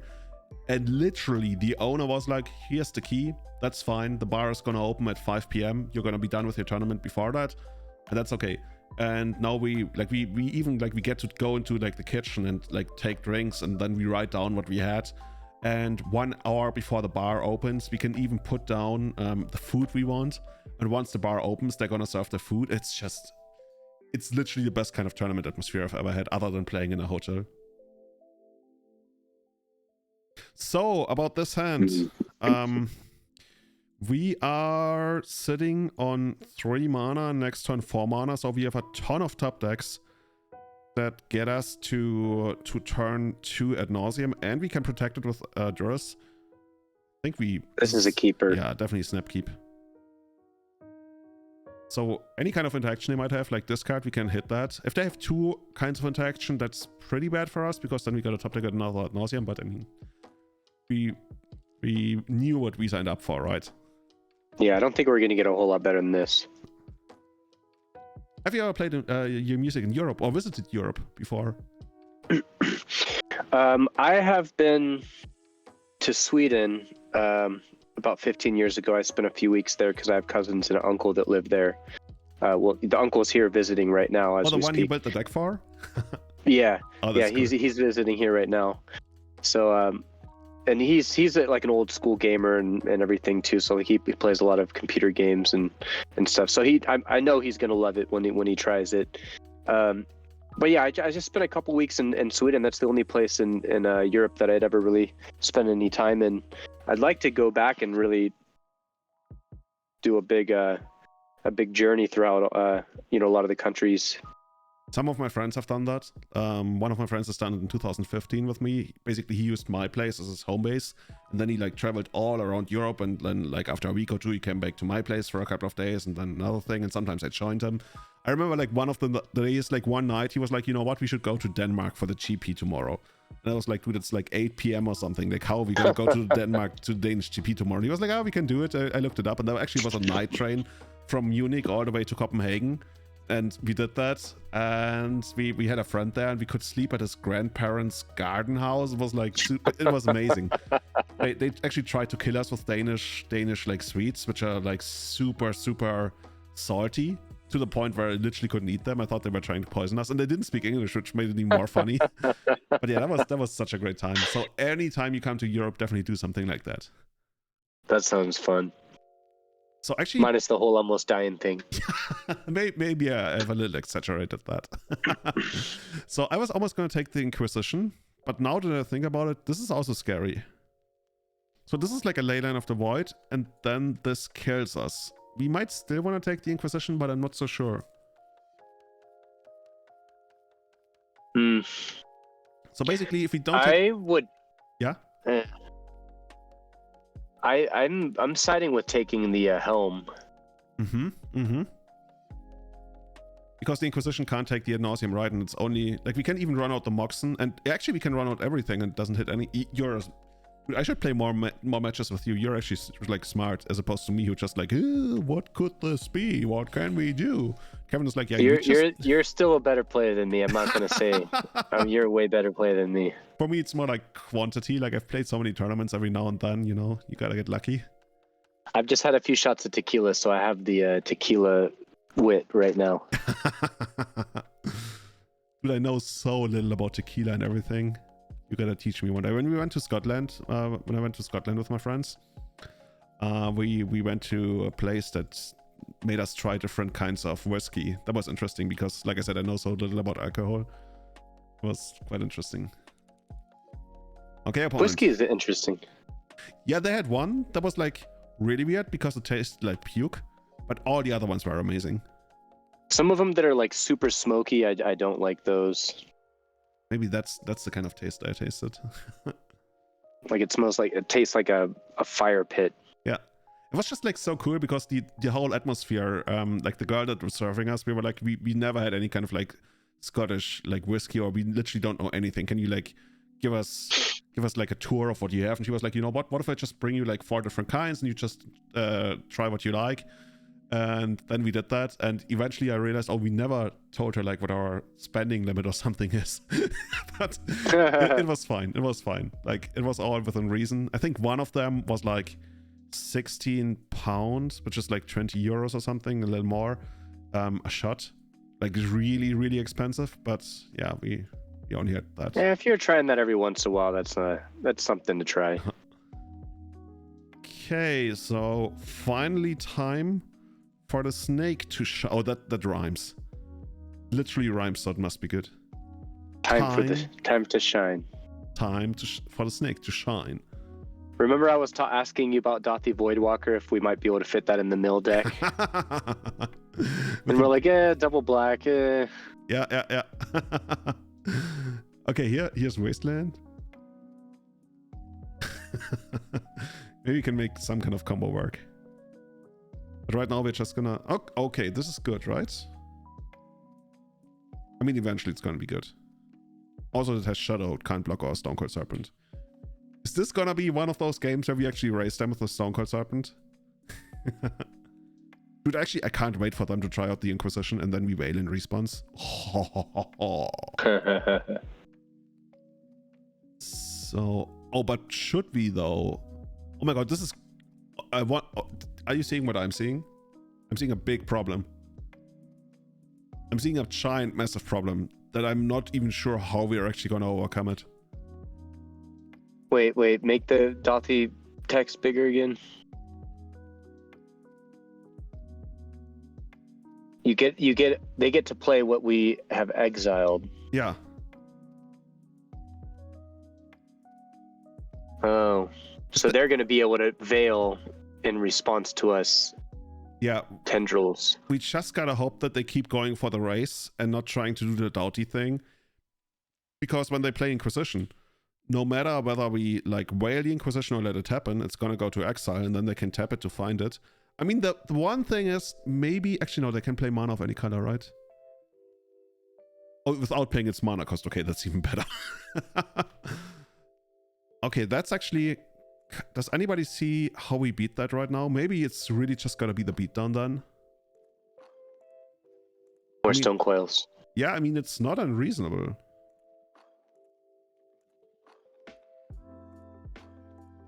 There's also a chance that we draw a Ritual off the whale and then we can ad nauseam in response. But then that still doesn't do it, but it's gonna give us more stone coils and stuff. Whoa. You've seen it cast Emrakul? Fuck? It's like casual 15 mana spell, casting it for free with my bear. Easy game. I would be like, no.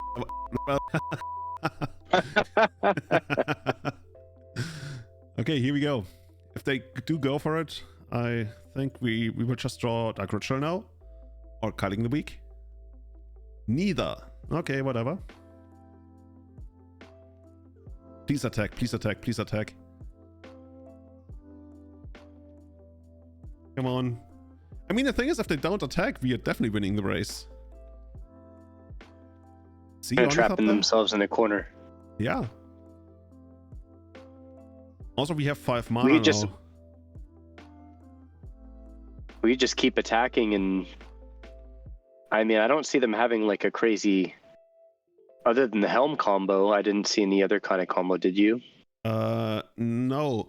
The one thing I'm thinking about right now is like we can do what we did previously, where we go for ad nauseam and then we try to make a couple more creatures. The thing is, ad nauseam is probably gonna make us go really low, and we can't block this because it has shadow. So maybe we should really just be like on this, and then just sit on it. Yeah, and then really only do the ad nauseam thing if we have to.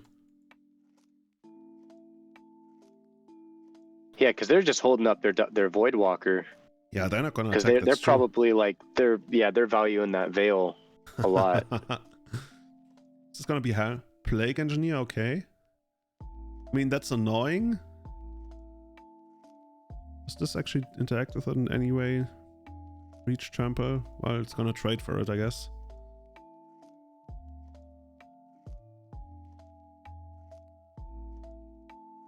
They named Thopter, what?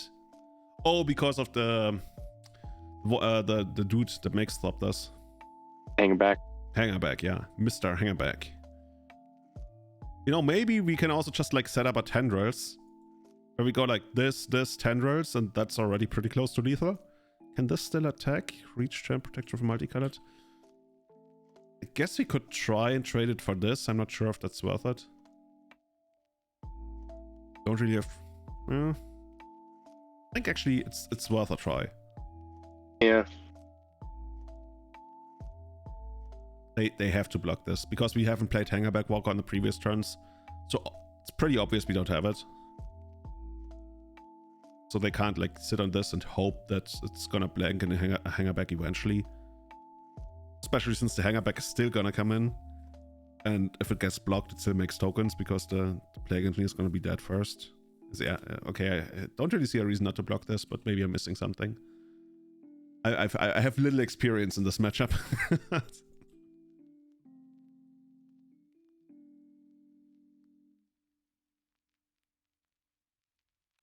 More lands, huh?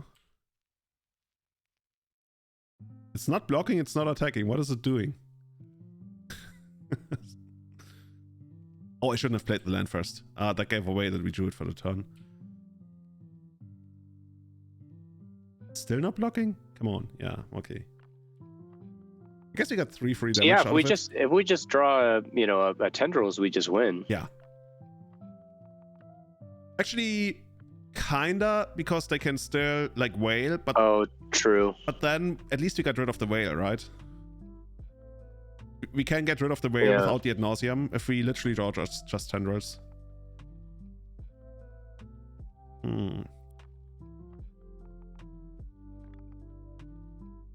Do you want to just add nauseum right now? I'm very tempted, yeah.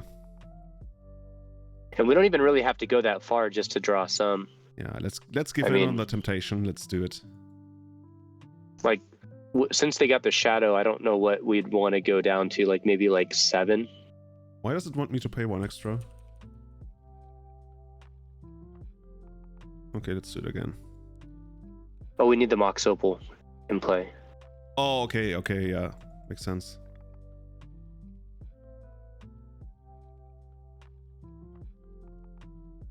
Show me what you can do, opponent.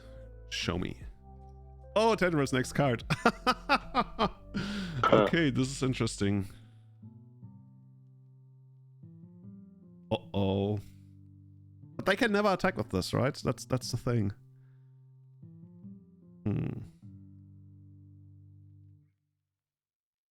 You can't. I mean, really... I would just stop there because we can just tendrils.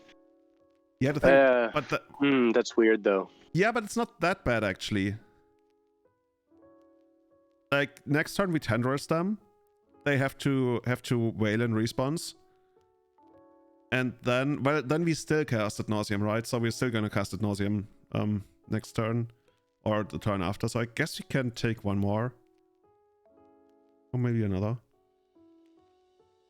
Maybe another. Yeah, definitely another. You want another, you're gonna get another. 1 more. No, as long as we don't go to 3. We're dead. Well, we're dead if we go to 2. 3 we can survive, right? Oh no, 3 we also couldn't survive. I guess I shouldn't have taken 1 then. Is there any way we can still do it?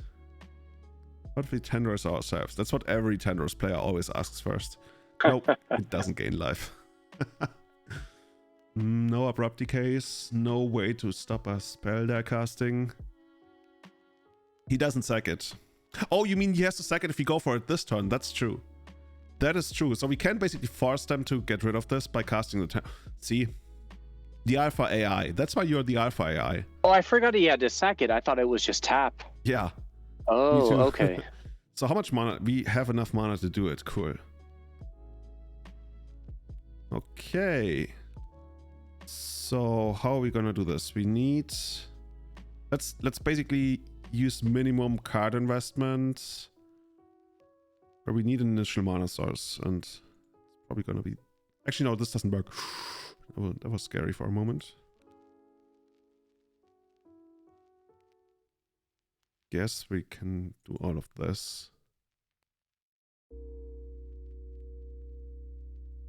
And then do this. Yeah, I think we're actually okay. Can we keep this? Like, we got it next turn the way I see it. So we just calling tendrils now to push it. Yeah, and then we're gonna still have another tendrils.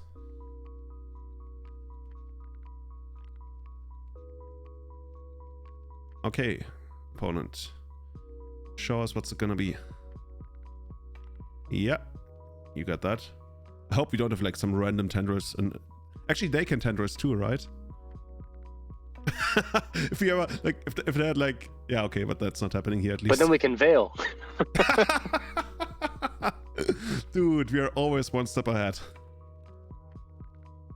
Okay, so now all of those are going to be countered, and I think we I was going to say we should Eurus, but actually we can't because they have protection from black. Okay, now all of these are going to be countered. And then we go for it next turn. We just hope it's going to work. Oh, these games are messy, man. Honestly wondering about which copies to resolve. Actually, none of them resolve. But they have forced you to target yourself. Well, they could, I guess, but it wouldn't have done anything. I think we just pass here, right? We got 7 cards. We are on 2. Storm on the stack. What What are you guys talking about? It wouldn't matter if we targeted ourselves. We just passed. Yeah. And then we got next turn.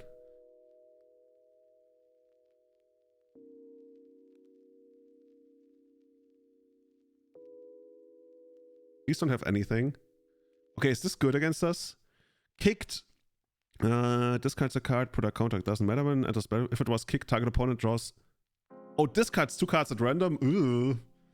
Please don't make us discard Tendrils. It's literally our last Tendrils. Please don't do it. Please don't do it. Please don't do it. Okay, okay. I think this is still good enough, right? We got the Ornithopter. We can cast the Durus, and we have 4 mana. I think we still got it unless they have something else.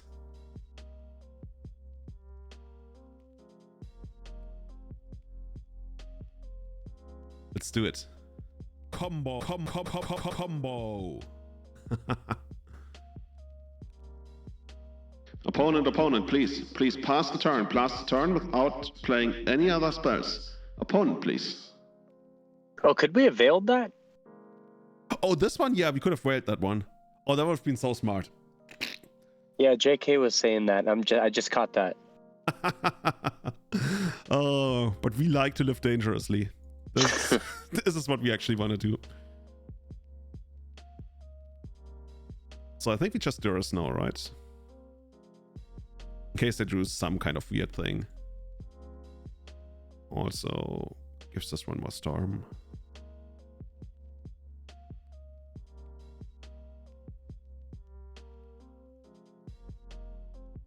One says, okay, GG, bye Julian. GG.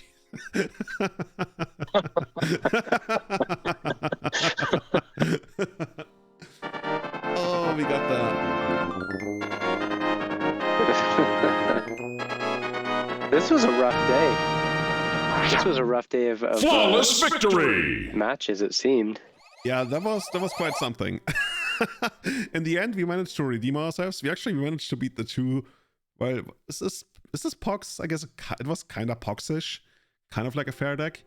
I definitely gotta say I really enjoyed the Mox Opals. Like a lot. That's just like helped us those were cool. so much with the stable mana and stuff. And I think at this point we've pushed the deck quite close to at least the main deck. I'm still not 100% certain about the sideboard. I think we've pretty much pushed the main deck pretty close to what I would consider optimal under the, well, how would you say that? The restrictions we've put upon ourselves by basically saying, okay, we want this kind of combo deck and we want to maximize it in this shell. And the only other option I can see from here is like going more into like a more all-in-ish combo deck, which competitively I think would actually yield even better results. Well, even better results. Okay, we got a 2-3. It's not, but you know what I mean, right? But other than that, I think this is where the deck is